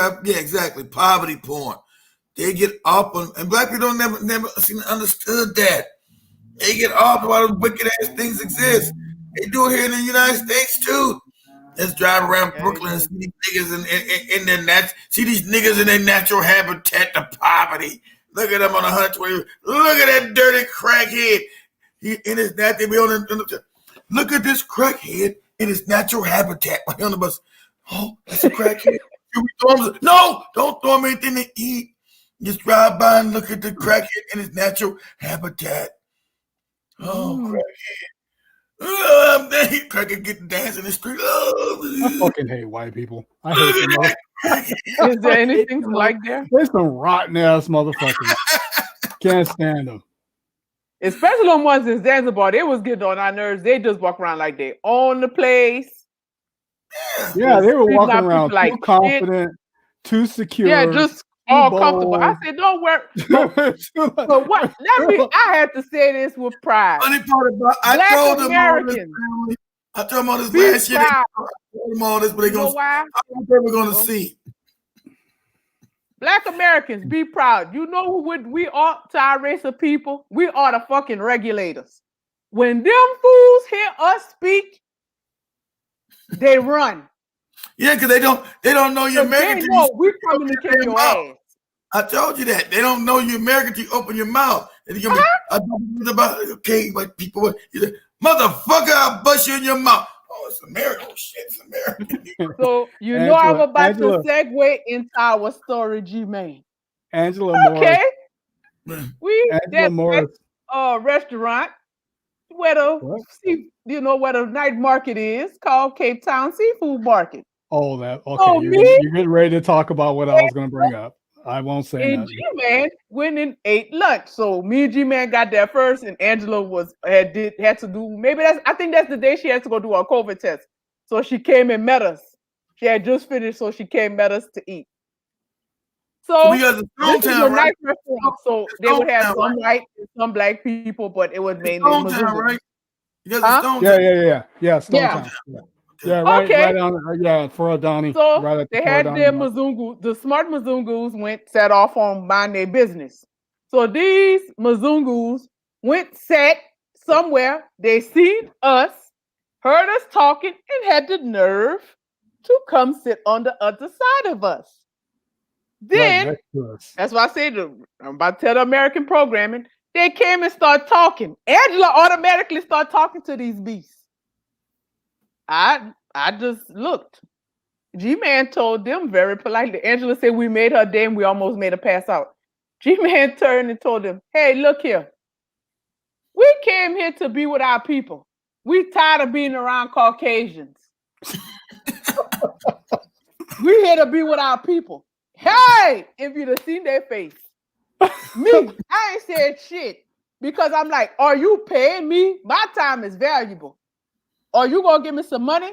I politely turned my back. They was talking to my back. Angela almost died. She's like, I never seen nobody do that before. I said, baby, we really be one. We don't play. I don't play with them. I don't like you. You are an enemy. I accept. I don't talk to you. I ain't told them shit. G-Man told their ass off. They stayed about 5 more minutes. Their white ass ran clean up at their restaurant, and we laughed for the rest of the damn day. Yeah, I didn't feel like dealing with. I was hungry. We the regulars. I didn't feel like dealing with no fucking crackers and shit. Yeah, time for that. Then John did a good one at the airport. You know, when y'all fly here, these Mzungus and curry beasts like to jump in front of people. Told y'all that. I told y'all that. Me, G-Man, and John is waiting in the line to pass our bags through the security thing. Because when you get to the door, when you get ready to go, they check your bags again. Okay, so Mr. Captain Mzungu was trying to sneak in front of me. So John was right behind me. John said, Nish, I didn't believe y'all when y'all told me that. That white man tried to come cut their line. Just say, hey, where do you think you're going? He said, where do you think you're going? The white man, I'm not trying to cut. I turned and look at him. I said, the hell you was. We know you not. Because we here. So we bring respect. You are not going to mistreat our people while we there. Once they hear us talk, especially that first hotel we went to in Dar, once they hear you talk, they either burn rubber or they face forward and don't tell you shit. So, like I said, we coming after with a broom and we're going to sweep you out. You and us can't coexist. So you're going to have to go. We ready to come home. The first hotel I yelled at that kid. What happened? What happened, G-Man? What happened? The first hotel I yelled at the kid, and then what happened? The white people stayed away for the whole time we were there. Okay, so we were sitting around, we were laying around the pool, we were lounging, and at the pool, and it was just beautiful, chilling, eating our food, having our drinks, talking, enjoying our time. And some cracker family walked by with their kids, and they went and sat down where we couldn't see them. And then the kid came back, and decided he was going to take a swim, and we were all laying out chilling by the pool. And Angela, we were talking and conversating, and I noticed this kid was slowly easing closer. This little cracker-ass, white-ass cave monkey kid was moving slowly closer and closer to where we were because he probably wanted to be around people. Anyway, he started doing cannonballs in the fucking water, and one of them came close to splashing Angela. So I told him, I said, hey, don't do that around her. Don't do that around us and end up splashing us with water. Mm-hmm. And so the kid got scared. It wasn't really a big deal, but Angela thought it was a big deal. But I just basically just told the kid, don't, have respect for your fucking adults and don't be splashing around the goddamn water doing cannonballs when we're having a conversation. Yeah, and so the kid kind of, okay. And then after that, we just never saw that kid around us. And the parents and the family avoided us, and which was cool with me. It was like, yeah, I want you to stay the fuck away from me because I don't feel like dealing with your bullshit. And Africa, you're right. You're supposed to search yourself. I told you, I don't. Yeah. Africa, I'm gonna take, man. I'm in Africa. This is my space. I'm gonna reclaim what's mine. You are the foreigner here, motherfucker. It's mine. So the hotel owner was an Italian, a big fat ass Italian. Okay. And he was cool. He was cool and was polite and civil. Okay. But after that incident, he avoided us, which was fine by me because I didn't want to fucking deal with him. Yeah. So he just kind of steered clear, and then there was some let's see, where was that at? That was in Dar. So there was also some hoeing shit going on in Dar too, because he had a young fit black woman with him, or the man that he was, I think, working for had a young. Well, he had a mulatto kid. Of course. But he that beast.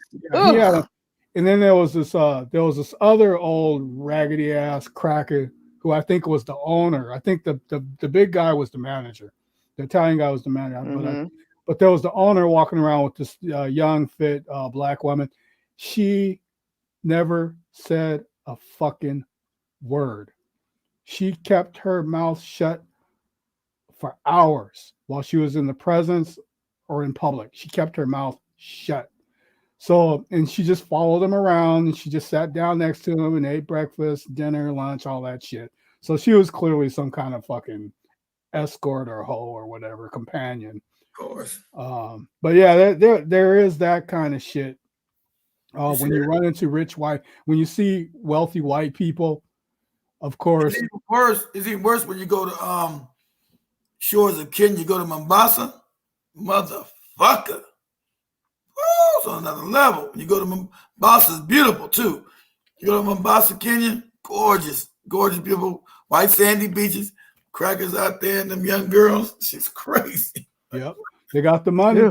They can buy them whatever the fuck they want. Yeah, they got the money. That's exactly right. That's it. Buy them clothes, buy them food, buy them jewelry, buy them whatever the fuck. Out there raping them as well. Especially of course. Yeah. Especially my Boston, the young girls who got pedophiles running around Kenyan beaches like a motherfucker. Yeah, that's just the condition that unfortunately that our people are in. Put in poverty. Yeah, kind of like colonization, slavery. That's what it is. Left us. Yeah. What's left us, right? It's around the world. Hell, I see the same thing even in fucking Brazil. I went to Brazil. So worldwide. But there's a silver lining. There is the silver lining. So that's the silver lining. Yeah. So it's good times. You just see some shit every now and then that's irritating as fuck, Man, I told you what you got to deal. Yep, I told you got to deal with that. They never left. The whole thing was never to leave Africa. They told black people in America, don't go to Africa. Then once you go to regular, but the whole thing they were never going to freely give Africa back. They want to go there and rule. The whole thing about them not being around just lie. They want to be around you so they can rule you, dominate you, but never leave. Like the white man just went, till you guys open your mouth, he will just get in front of you. That's what they're going to do. He said, niggas. Told you. Beat the fuck out that Indian dude that day. Fuck you doing? Yeah, we ain't played none of that. I'm like, oh hell no, that shit ain't going on while we here. They do trip off of African Americans though. It's kind of weird. It's like I love it. We're just being ourselves. I mean, but they trip off of us because we just walk around all fucking bold and just don't give a fuck and fuck a cracker. We don't give a shit. Fuck you, motherfucker. Yeah, who are you? This our home. People, we outnumber you. We'll bury you here. What they're kind of cool nonsense is this? The locals are kind of like they're fascinated with us. They're fascinated with our aggression. They're like, what? But at the same time, they're on guard, like, okay, yeah, but don't fuck with us. It's kind of funny. It's just a weird, it's a different dynamic. Dichotomy. You're right. It's a weird dichotomy. It's a weird juxtaposition. Like I said, you're right. Yeah. like, you know, they look at you when you get aggressive. They're like, whoa, it's really aggressive. Because they are not used to doing it really. You know, like, whoa, what's good? That's why I come back saying pole all the time, because the motherfuckers are telling me pole constantly.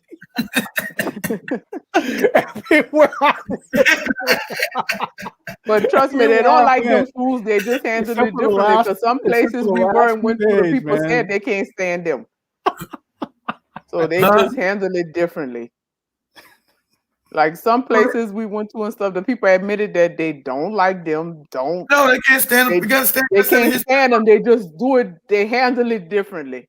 Yeah, they wait to see how we react. They waited to see how we react. They've been made to have it for business. That's why the Coonan, they've been made to have it. That's why the Coonan need them for business and tourism, because they haven't created enough jobs within the country. Right. Stop bringing the real jobs. No more Coonan. Get that. No, that's gonna go away. You ain't gotta. Hey, Mr. Cracker, please buy my thing and be nice, be all on it. Because you gotta understand, Tanzania went to war with these crackers on Zanzibar, killed these motherfuckers on the mainland, killed these crackers. Don't think they just didn't. It just got free. Here's the Tanzania you don't know. I told you Zanzibar. They murdered these crackers on Zanzibar. They went through murdering these motherfuckers. If they call the massacre of Zanzibar, no. You were oppressing them. Black people said enough, and they went to killing all you motherfuckers. That's what happened. 1964. They found the motherfuckers. They were chopping off heads. Crackers were lined up on bodies, piled up. They never show you that part. They never tell you that how the Zanzibars rose up. Crackers were laying there. Tell that history. The Zanzibars don't want to tell that history as no damn tourist attraction. You crackers got a hand. We killed all you motherfuckers. Had bodies in the street piled up. What's the trash? So we would like it if they would.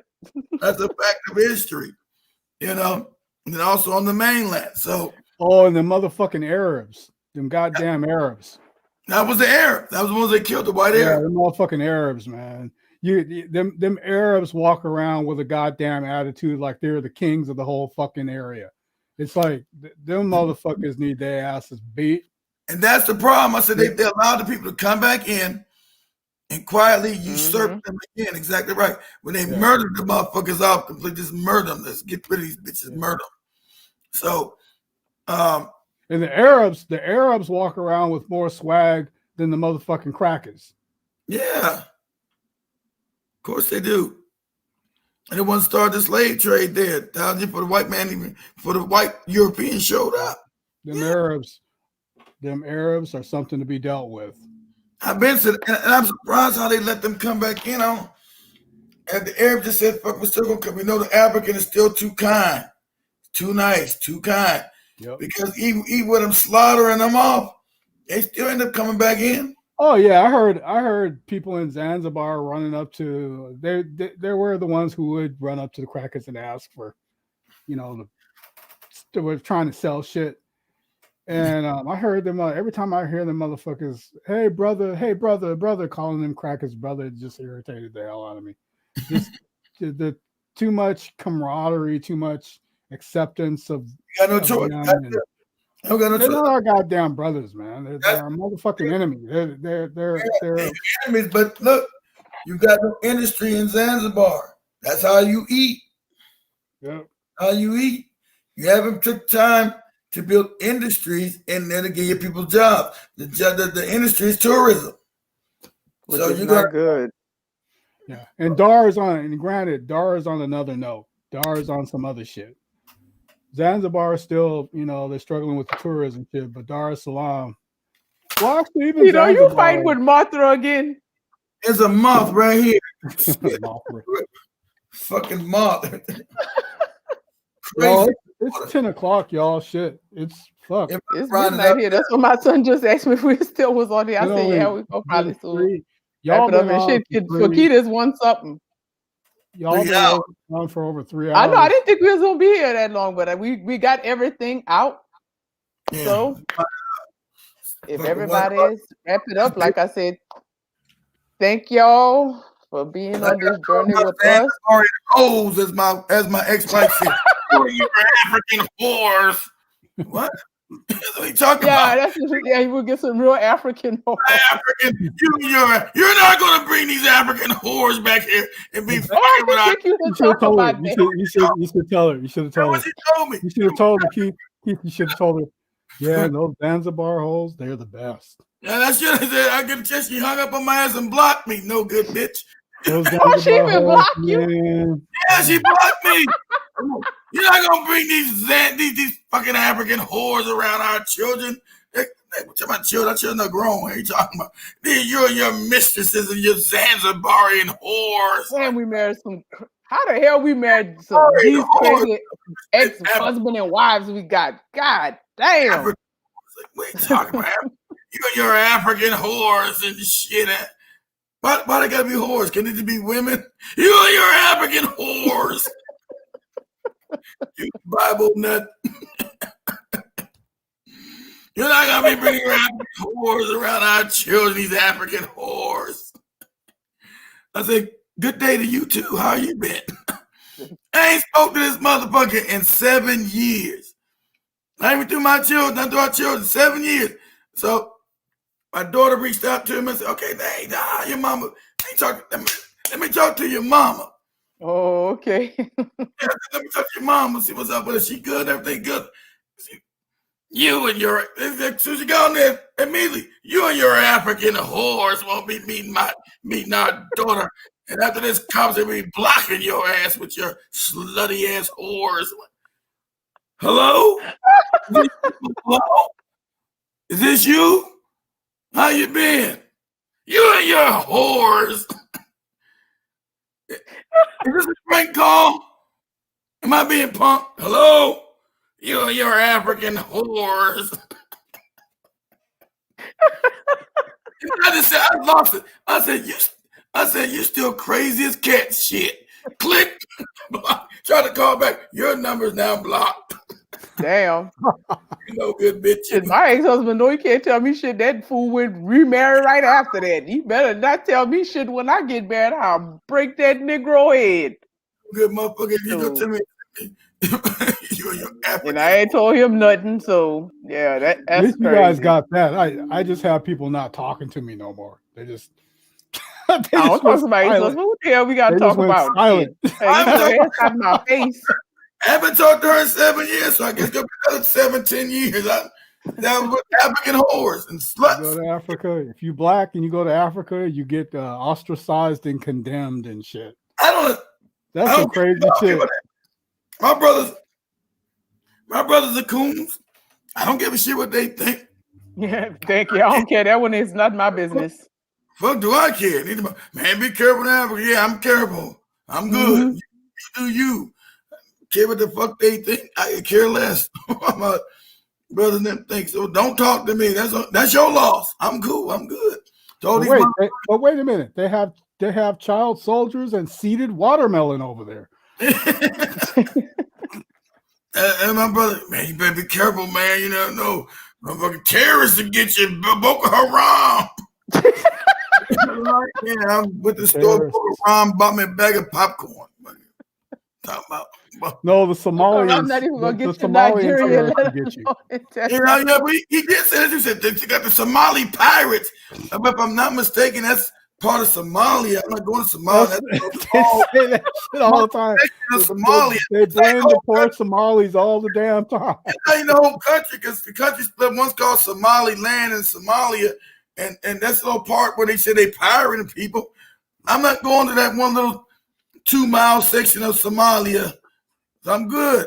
My brother, Somali pirates and shit. My brother said, now, Gerald, you know those Somalis, those are terrorists too. Oh, like, damn, man. Have you talked to a Somali? Have you met any? Have you seen any? No, just to know that those are terrorists too. The goofiness is just unreal. I'm not going to Somalia. I'm not going to Somalia.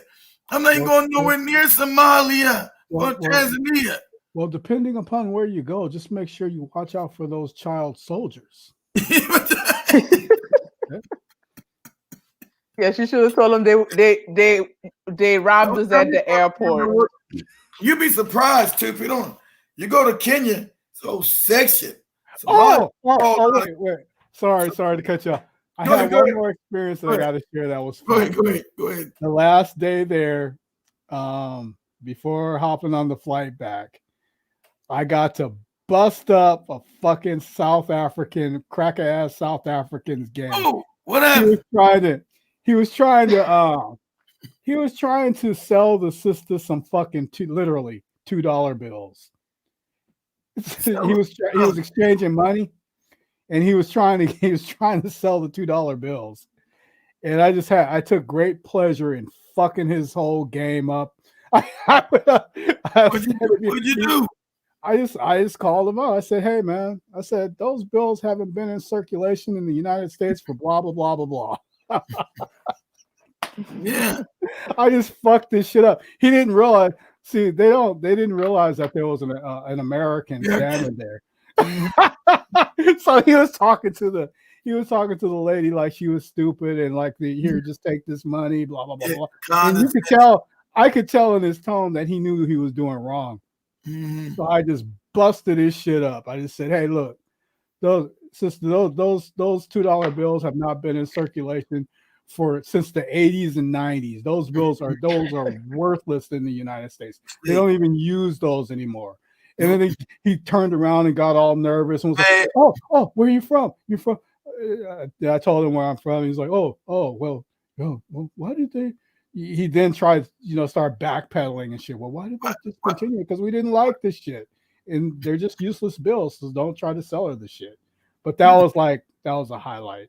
That's funny. Exactly. Fuck this South African bullshit up.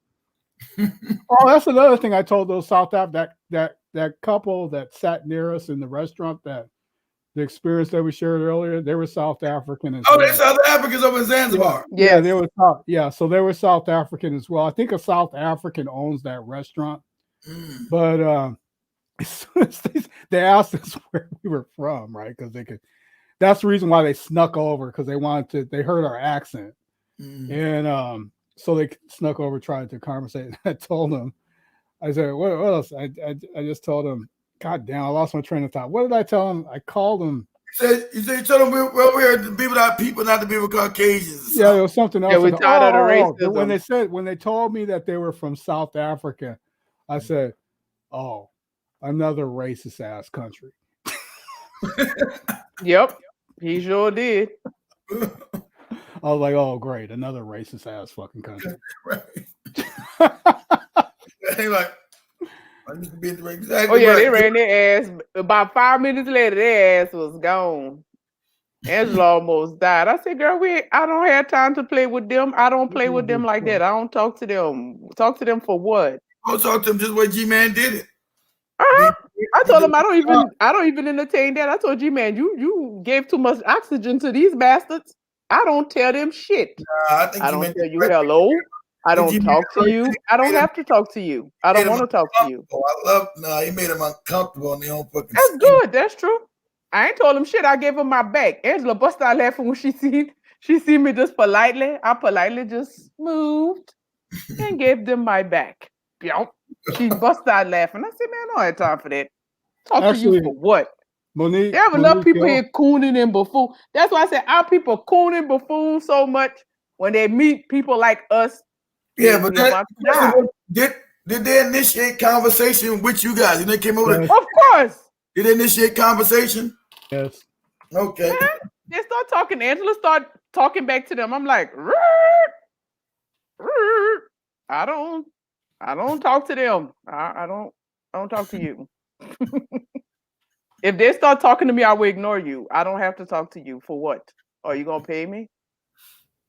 Yeah, I don't do that. That's why I tell you I stay in trouble. And that's one of the things I used to do to stay in trouble. I am not talking to you. I don't have no business with you. Nish keeps us on the borderline of trouble all the time because she's so loud. She just says what the fuck she says what she thinks. Just got no filter. Oh, look at that! Look at these swirlers over there. Oh, look at that! Just all loud and shit. It's like, I try not to talk loud. You know, I don't talk that much. Got no damn filter, G-Man. It's all unexpected, and it's like, well, you know, that's me. I don't talk that much, but I say what I feel. And I try not to be loud. Maybe that's or slang too. You know, get swirl. It might not even know. It might not even register. But I think that's a known term. I'm just saying in general. That's how Nish is. She's just that's me. Out.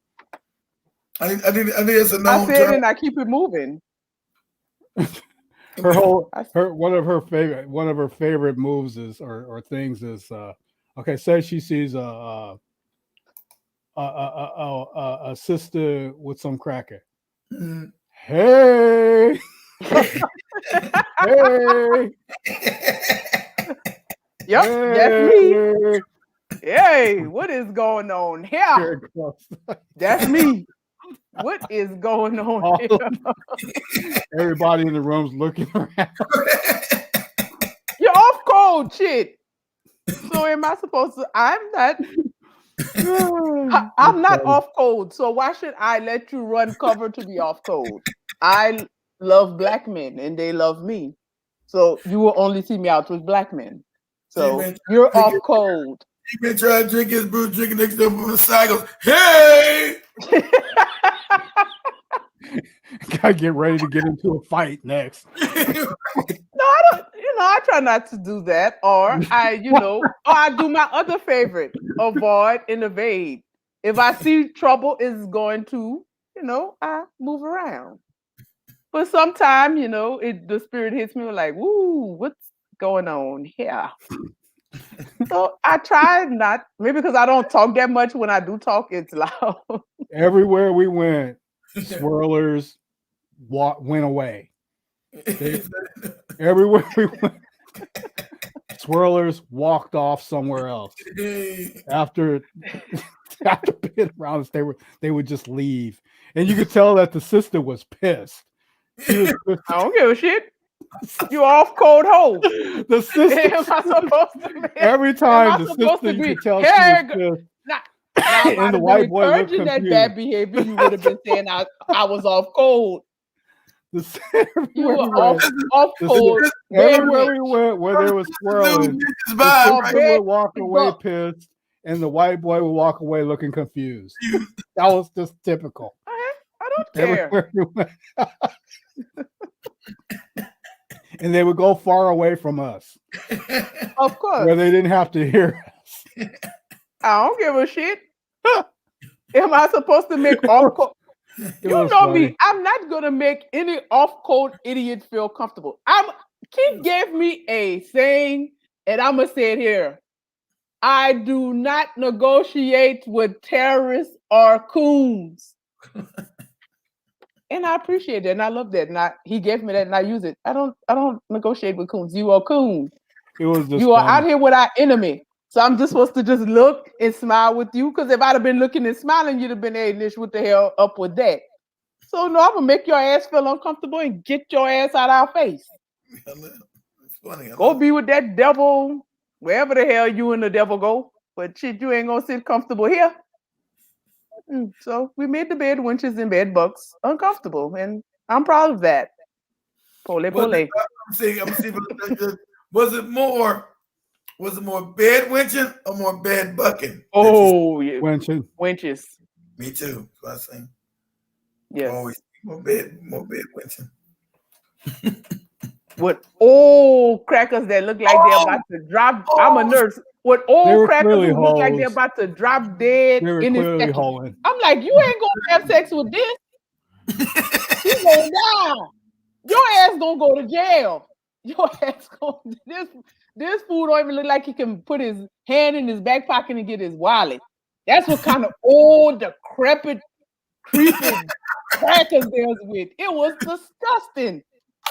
And he would expect me not to be hollering, hey. She and it just say, hey. Hey, just like I did with my family when my niece was putting that damn rat ass weave in people's hair. Hey, what the hell going on here? I do that. That's me. I love my people, and I don't like to see that off-cold behavior. And you need to be made to feel uncomfortable, because if you don't, you will keep doing it. Maybe when you went home, you're like, maybe this is something I shouldn't be doing. Hopefully, maybe.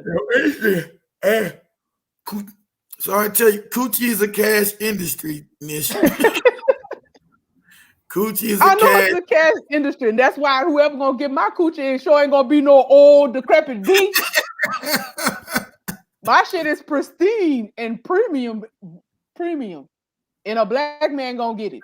Not old creepy, lice infested crackers. Ugh. Woo-hoo. Go to Mombasa's even worse. That shit crazy in Mombasa. I already know we got violent. That's an island thing. Island coonery is. I think they have Nigerians beat. I'm gonna have to. If not, they're neck and neck of cooning. Yeah, I do. But the island, say, nasty crackers. It's rough. Hairy old skin flaking out this body. You know, this young girl. I got me a young one here. I'm telling you, Ken. I'm daddy nasty. Daddy nasty out here. Oh, one of the things too, I think it's probably it's a cultural thing, is that they're not used to being tipped. A lot of the restaurant workers and stuff like that. Them crackers ain't gonna tip nobody there. Yeah, that's not normal for them to get tipped. And we were constantly tipping, and so they were like they were loving us. Of course not. Our people working hard. The first night we get there, one old drunk cracker falling on the floor. I forgot. I'm like, look what our people is dealing with. And they did it and you could tell they're used to doing that, because the speed of which they got this old, decrepit, drunk beast up, you could tell they come there all the time and misbehave. Yeah. And then the next day we seen him, he was still drinking. We saw him staggering up the stairs, staggering and stumbling up the stairs. And then he looked around at the when he was at the counter. He looked around and made sure he was safe, and then flopped. G-Man was like, Nish, you should probably get this. I said, and I think I shall. And the girl who told us to stop recording, she was laughing. But I just went over to the corner and finished recording. Y'all see when they took him out. And she was cool. I think G-Man was paying attention. G-Man was like, hey, I thought you were going to talk about the dude drunk. He said, no. She said, hey. I think he said, hey, this cracker's dead, fucked up, right? She said, hey, there's another American brother right here. Like, you didn't see the cracker there. There's another American brother right here. Yeah, that's true. Yeah. That was cool as shit. That's how we met Danzel. And Danzel is a cool brother. Yeah. Like, you didn't see the cracker there laying there all fucked up in his own slot. Yep. You like, hey, I thought you said, hey, there's a cracker all fucked up. You said, hey. We were like, hey, oh, you from me? Where are you from? You from the state? Oh, you from Atlanta? Oh, I'm from Seattle. Oh, hell yeah. And the cracker's laying down there dying. We don't care. We was waiting for our damn food. All three of us. We was waiting for our food. That shit was funny. Yep. If you want to die, go die. I'm a nurse, but I'm not helping you in no Africa. You will die. You will die there.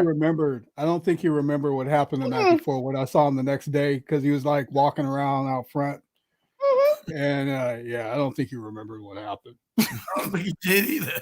Could have took all his goddamn money. Says like that in although they did have cameras also. He says like that in the Dominican Republic. Oh man, I only go. There's two races there. Dominican Republic racist as shit. Now you with the bad ones. You're just racist. Oh, yeah, super crazy. They always on YouTube talking. Oh, somebody black as me talking about they not black and what? Yeah. What the hell are you then, fool? Yeah, those are super psychotic. I know what they are. Stupid. Yeah. And ignorant and goofy as fuck. Yeah. Racist as hell. Be black as hell. I'm not black. You're carrying African genetics and talking about you're not African. What the fuck is that? That's some crazy fucking. They have all kind of videos, all kind of anti-black stuff. Somebody black is us talking all kind of crazy stuff. I'm like, Taino Indian. I'm a Taino Indian out this bitch. They were wiped out, dummy. Taino Indians wiped out. They got a Facebook group. This man said, "Hey, you like a Taino?" Somebody told me you like a Taino Indian. I said, "No, I'm black. I'm not black. I'm not Italian." They were wiped out. That's the white man trying to put the kibosh on you, man. No, that's you not wanting to be black. They were wiped the fuck out. There's no Taino Indian and no Puerto Rico or no goddamn Dominican Republic. You goofball nigga. Black as hell, talking about you're a Taino Indian. Fuck out of here. Yeah, Monique was all on the floor, all drunk. That's why I said, man, them people that staff at that hotel, they were wonderful. Like I said, we tipped, like I said, even before that day, that's what I like there. The professionalism stays the same, no matter if they wait on them or on us. They be happy. They even happy once they see you there because that's why I say you could see from their face that they're tired of waiting on them and tired of looking at them. So when they see you, they're happy and they're brighten up and they're happy to serve you, happy to do anything for you. Yeah, they're happy to come. They're mad at the fact that they gotta wait on these people. These people are there. Exactly. And it's something to live by. Yeah, that's true. Yeah, and and when you get them by themselves, they tell you that, that they have to, stay professional and all that, which I appreciate, and I give them that. They give you the same. I told them that's why Tanzania they have endeared me to them because they treat you the same. You don't get like you even get here. They got Mzungu service and black people service. We get black people service here. Over there, you get same treatment. They wait on you. They don't do, so like I said, I thoroughly enjoyed it. Like I said, it ended on a good note. I'm very happy. I'm very pleased. Like I said, G-Man, everybody, John, Angela, everybody, the people on the first part, they said they were happy. So everything still ended well. We ended on a good note. Like I said, third time was a charm. Got Golden Heart living over there. We saw UFOs too. Yeah, that too. Well, I wasn't there. I was in the room, so but I wish I did. But like they said, when you go home, you'll feel that. Like I said, it's certain things. If we tell it to you, you need to go experience it for yourself. You will understand why we tell you when you go there, you'll feel the spirit of your ancestors. The energy is different. Everything is different, but you need to experience that for yourself. And like they said, I don't care. Don't let nobody rob you of your home. Angela and I at our home, Angela and I literally saw UFOs. We saw UFOs flying around the sky. We scared the shit out of Sylvia. And we tripped John out. What happened? Well, we were out on the beach at the first hotel with the Italian fat man and the beach up there. Yeah. So it was in the evening. We were out hanging out, and we were just looking at the stars because John had mentioned earlier that the stars seem closer than normal. That's another thing too. The sky at night looks different in Africa than it does. Mm-hmm. Yes, it looked different. It looks totally different. It literally looked like it's closer to the sky. It literally looks like it's closer to the sky. But anyway, So we were just like looking at the stars, and we started seeing stars moving around. Shit started moving around. And I'm not talking about like a satellite, not just like a satellite going in a straight line. Satellites are going in a straight line. This shit was like moving, stopping, going, this way, that way. Then two of them came together, and then they split apart, and then one moved and stayed stationary. It was just we were tripping. We were like, look at that one over there. Look at that one. Oh, look at that one over there. And John was tripping out. And Sylvia, I don't know what the hell happened. So I think Sylvia ran inside. I think Sylvia ran her ass inside and hid in the hotel. But yeah, I think a lot. It was a sighting that I think a lot of people see, where you just see like lights that look like stars, and then they start moving around and shit like that. But it was special because we were both looking at it. We were all looking up at the sky, and we were talking about it, and it was a shared experience. I would say you guys had the same experience. Yeah. Angela saw it too, and I don't know where Nish was at, but me and Angela, I was in the room. We were tripping out. We were like pointing at the sky, going off, and John was in denial. John was like, "No, it didn't move. That didn't move. No, it didn't. That one over there." But then he'd be like, "Oh, wait a minute. That one looked like it moved." When y'all got to say that Tipper got the bucket on. Lord. Sweet Jesus, Lord. All I remember of Sylvia is I saw her eyes all big, and she was like her head jerking around. And then after that, I didn't see her anymore. Looking like a chicken. She was gone. She was. She got the fuck out of Dodge. Sylvia was like, "I'm not being abducted. Fuck that. I don't give a fuck if they are niggas up there. I'm not getting abducted by these motherfuckers." Right. That ain't Jesus in no saucer. But yeah, that was another thing that we did have that experience. It was genuine. It was real. Angela was there. John was there. Sylvia bolted. Nish was inside. And the other cool thing was seeing all the nature. Like we got to see bats and all the animals they claim fight each other. In Zanzibar, they was together. You see cats and birds and that was a trip. Yeah, animals. You drive by and it's like all these chickens and shit and crows are all walking around, and then in the middle of them is a goddamn cat. Yeah. In the middle of them is a damn cat looking for the same shit or looking for some food too. Yeah. Like, what are all you find? Like the cat went over, like, what are all you guys finding over here? Let me see what's up. They don't fight each other. The dogs weren't fighting or being mean or vicious towards anybody. They weren't chasing cats around. And then the bats, maybe it's probably a water thing. Well, wait. Because it was on both beaches where we saw a whole lot of bats. I mean, they were big. They were big. That was cool though. They weren't. They hear them singing. Yeah, they weren't dangerous or nothing. They were just minding their own business, flying over, catching birds and shit, or not birds, but catching bugs. So they weren't. They weren't bothered. They weren't fucking worried about no humans or trying to bite. They were just minding their own bat business. But they were flying around a lot of them. And in the night. And then the snails, G-Man, the snail killer. Shit. Oh, that. I had an issue with snails. Well, I was accidentally killing them a lot. Stepping on them and kicking them and shit.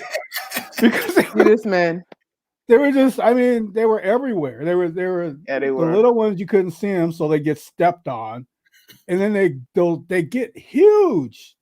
There was a snail about like that. Yeah. I think it might have been bigger. I'd say it's about like that. Yeah, that snail was fucking huge. It's I call them land of the lost snails and big motherfuckers. They be But I accidentally kicked one over. We were walking back and it was dark. Yes, the first night. And I thought I kicked a fucking big ass rock. I told him, I was like, And I looked, killed and it was the like a big ass snail? snail shell kicked over in the corner. And it's like, oh man, you know, I fucked up this And I big just ass snail. told him, I said, watch out for the snails, and he boop. It's funny. It was just it's going to Tanzania was just it's always a fun adventure. It's just a Hell fun yeah. adventure. I thoroughly enjoyed myself. Africa belong. We shouldn't be afraid to come back and claim home. That's what I said. Period. It's our home.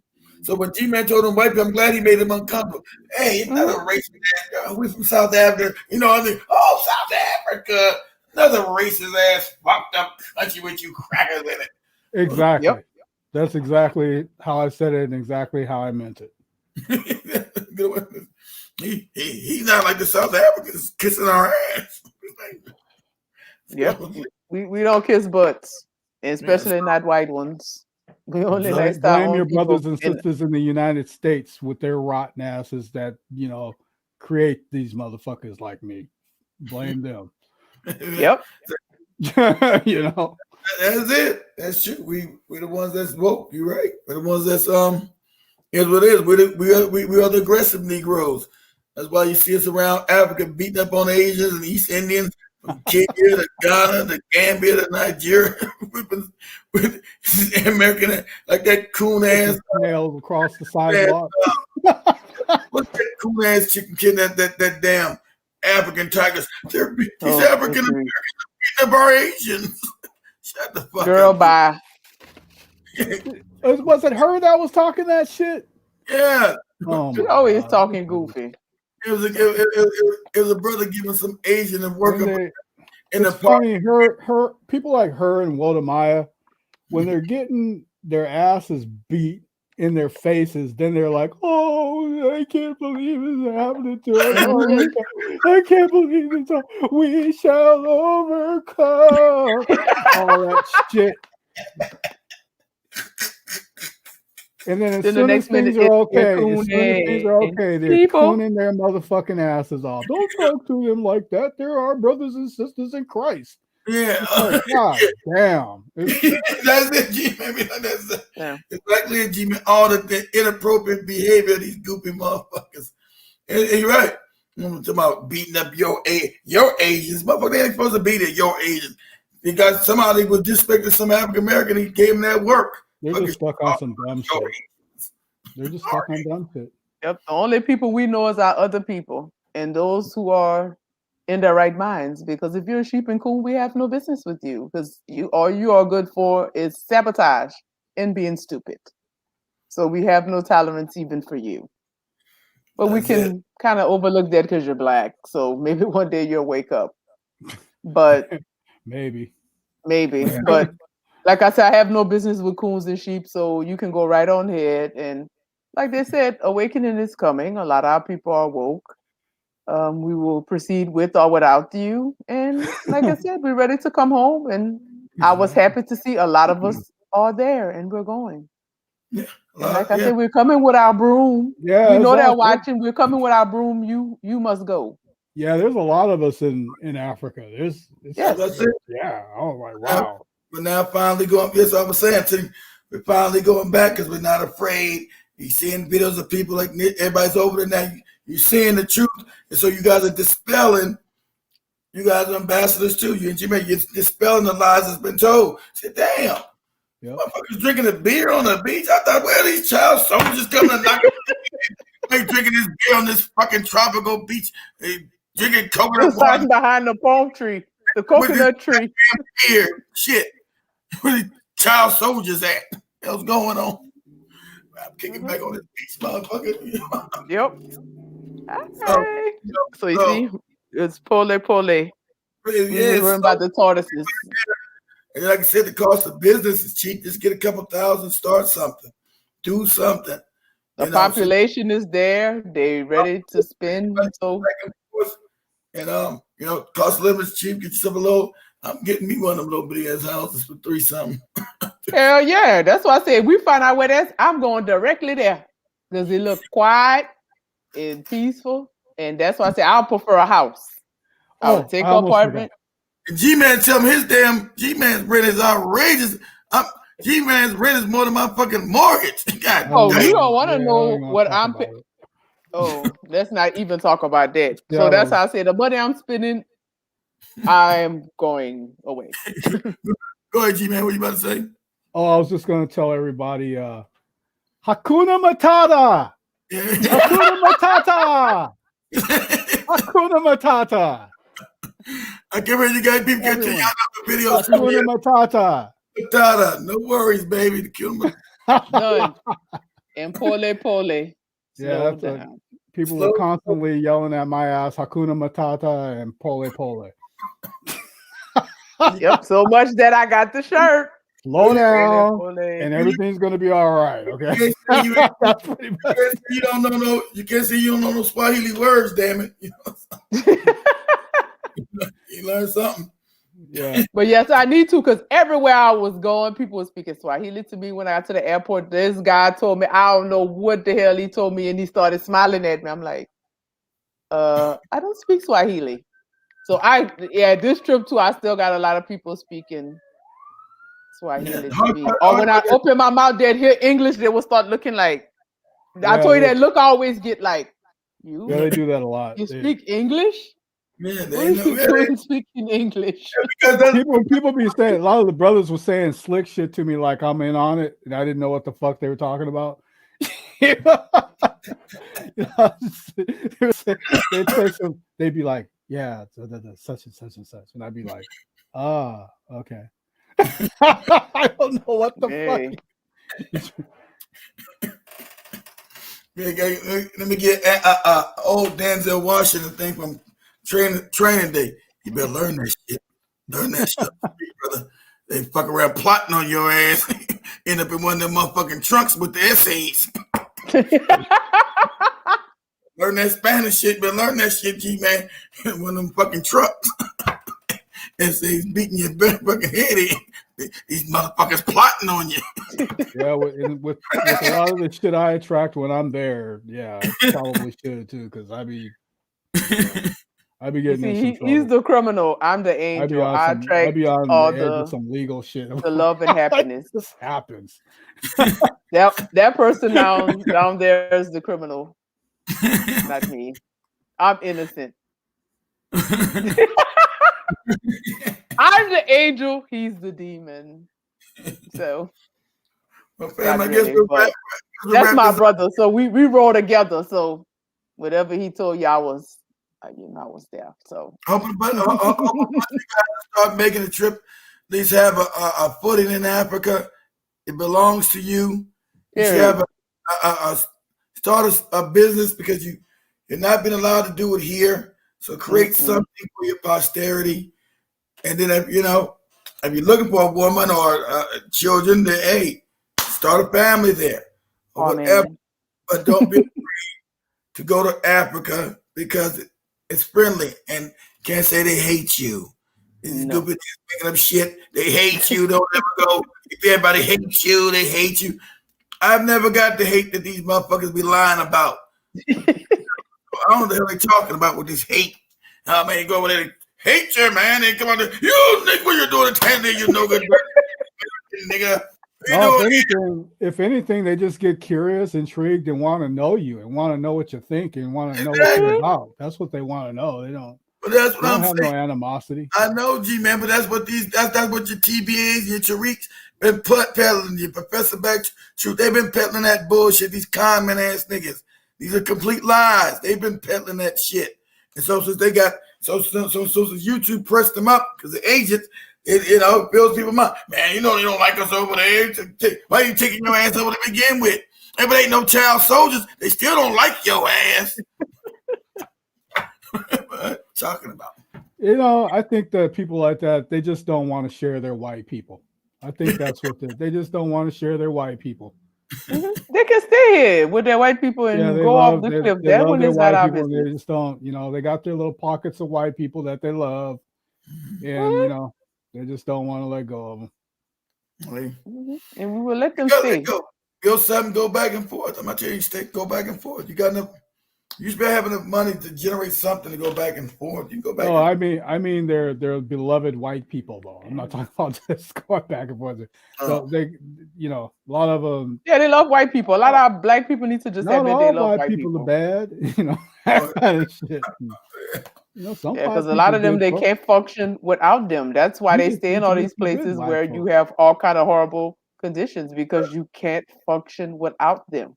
You just haven't met no good white folks. You get a trip to Tanzania. We got an off season. $600-$700 to Tanzania is cheap, so you got no excuse. You got no excuse not to want to go Africa and see for yourself because this country is not gonna allow you to build here. You don't know all that goopy nigga shit about they gonna build and you gonna build. Then all they gonna do is sell more goopy DVDs. Each nigga gonna come out with a new buck bacon movie here, some fucking race war there. None of these goopy niggas ever do anything in the community. None of them. Goopy Billboard don't do shit. I'm glad people finally. I called out when he first did it. Finally, other people on the internet calling the shit out. It's stupid. Now, the brothers and sisters there in Africa, I have to say, they definitely do not hate us. No. Now, however, the mosquitoes, on the other hand, taking some bug repellent. We gonna have to come up with something because we even the mosquitoes, on the other hand, are some motherfuckers. Well, watch your alcohol consumption because I noticed the days I didn't have. Well, I don't drink like that. But the days I didn't have an alcoholic drink, they didn't bite as much or at all. So the alcohol obviously contributes to the mosquitoes biting the hell out of you. They come back with malaria then. Why you ain't that's true. Look at my stomach back with the malaria. That's funny you mentioned malaria. Some of the things over in Africa they think we're ignorant about. Because malaria. Like the brother that took us on the prison tour, the prison island tour, he started explaining malaria and what it all is, not realizing that I had that shit explained to me thoroughly back in like the second grade. And then I knew what sickle cell traits are and all that shit. Yeah. It's like, yeah. Another one, goddamn it. And I told him what it means for your blood to sickle and what it does for you and all that. Keaton Martha. I got these damn, what do you call these? Hey guys, we've been on almost 4 hours. Yeah, I'm telling you, that's why I say shit. Much love, fans. I gotta kill a mosquito and shit. Yeah. I'm gonna head out, y'all. It's almost 11 o'clock. All right, fam. Like I said, we brought y'all the good news from back home. We hope you enjoyed. Third time was the charm for me. Second time for G-Man. Keep fighting with Martha. So y'all have a good night. Thank y'all. We didn't think we'd be on here that long, but we hope you enjoyed it. In Florida, I get more malaria here in Florida doing. No, you got them Bill Gates mosquitoes chasing your ass. Bill Gates, you no good. Put your fucking mosquitoes. Oh shit. Your goddamn GMO mosquitoes, motherfucker. Wrap this thing up. Much love, everybody. Have a All good right, fam. We out. Peace. Peace and love, fam. Imani no kwenda penda familia. A little Swahili for you.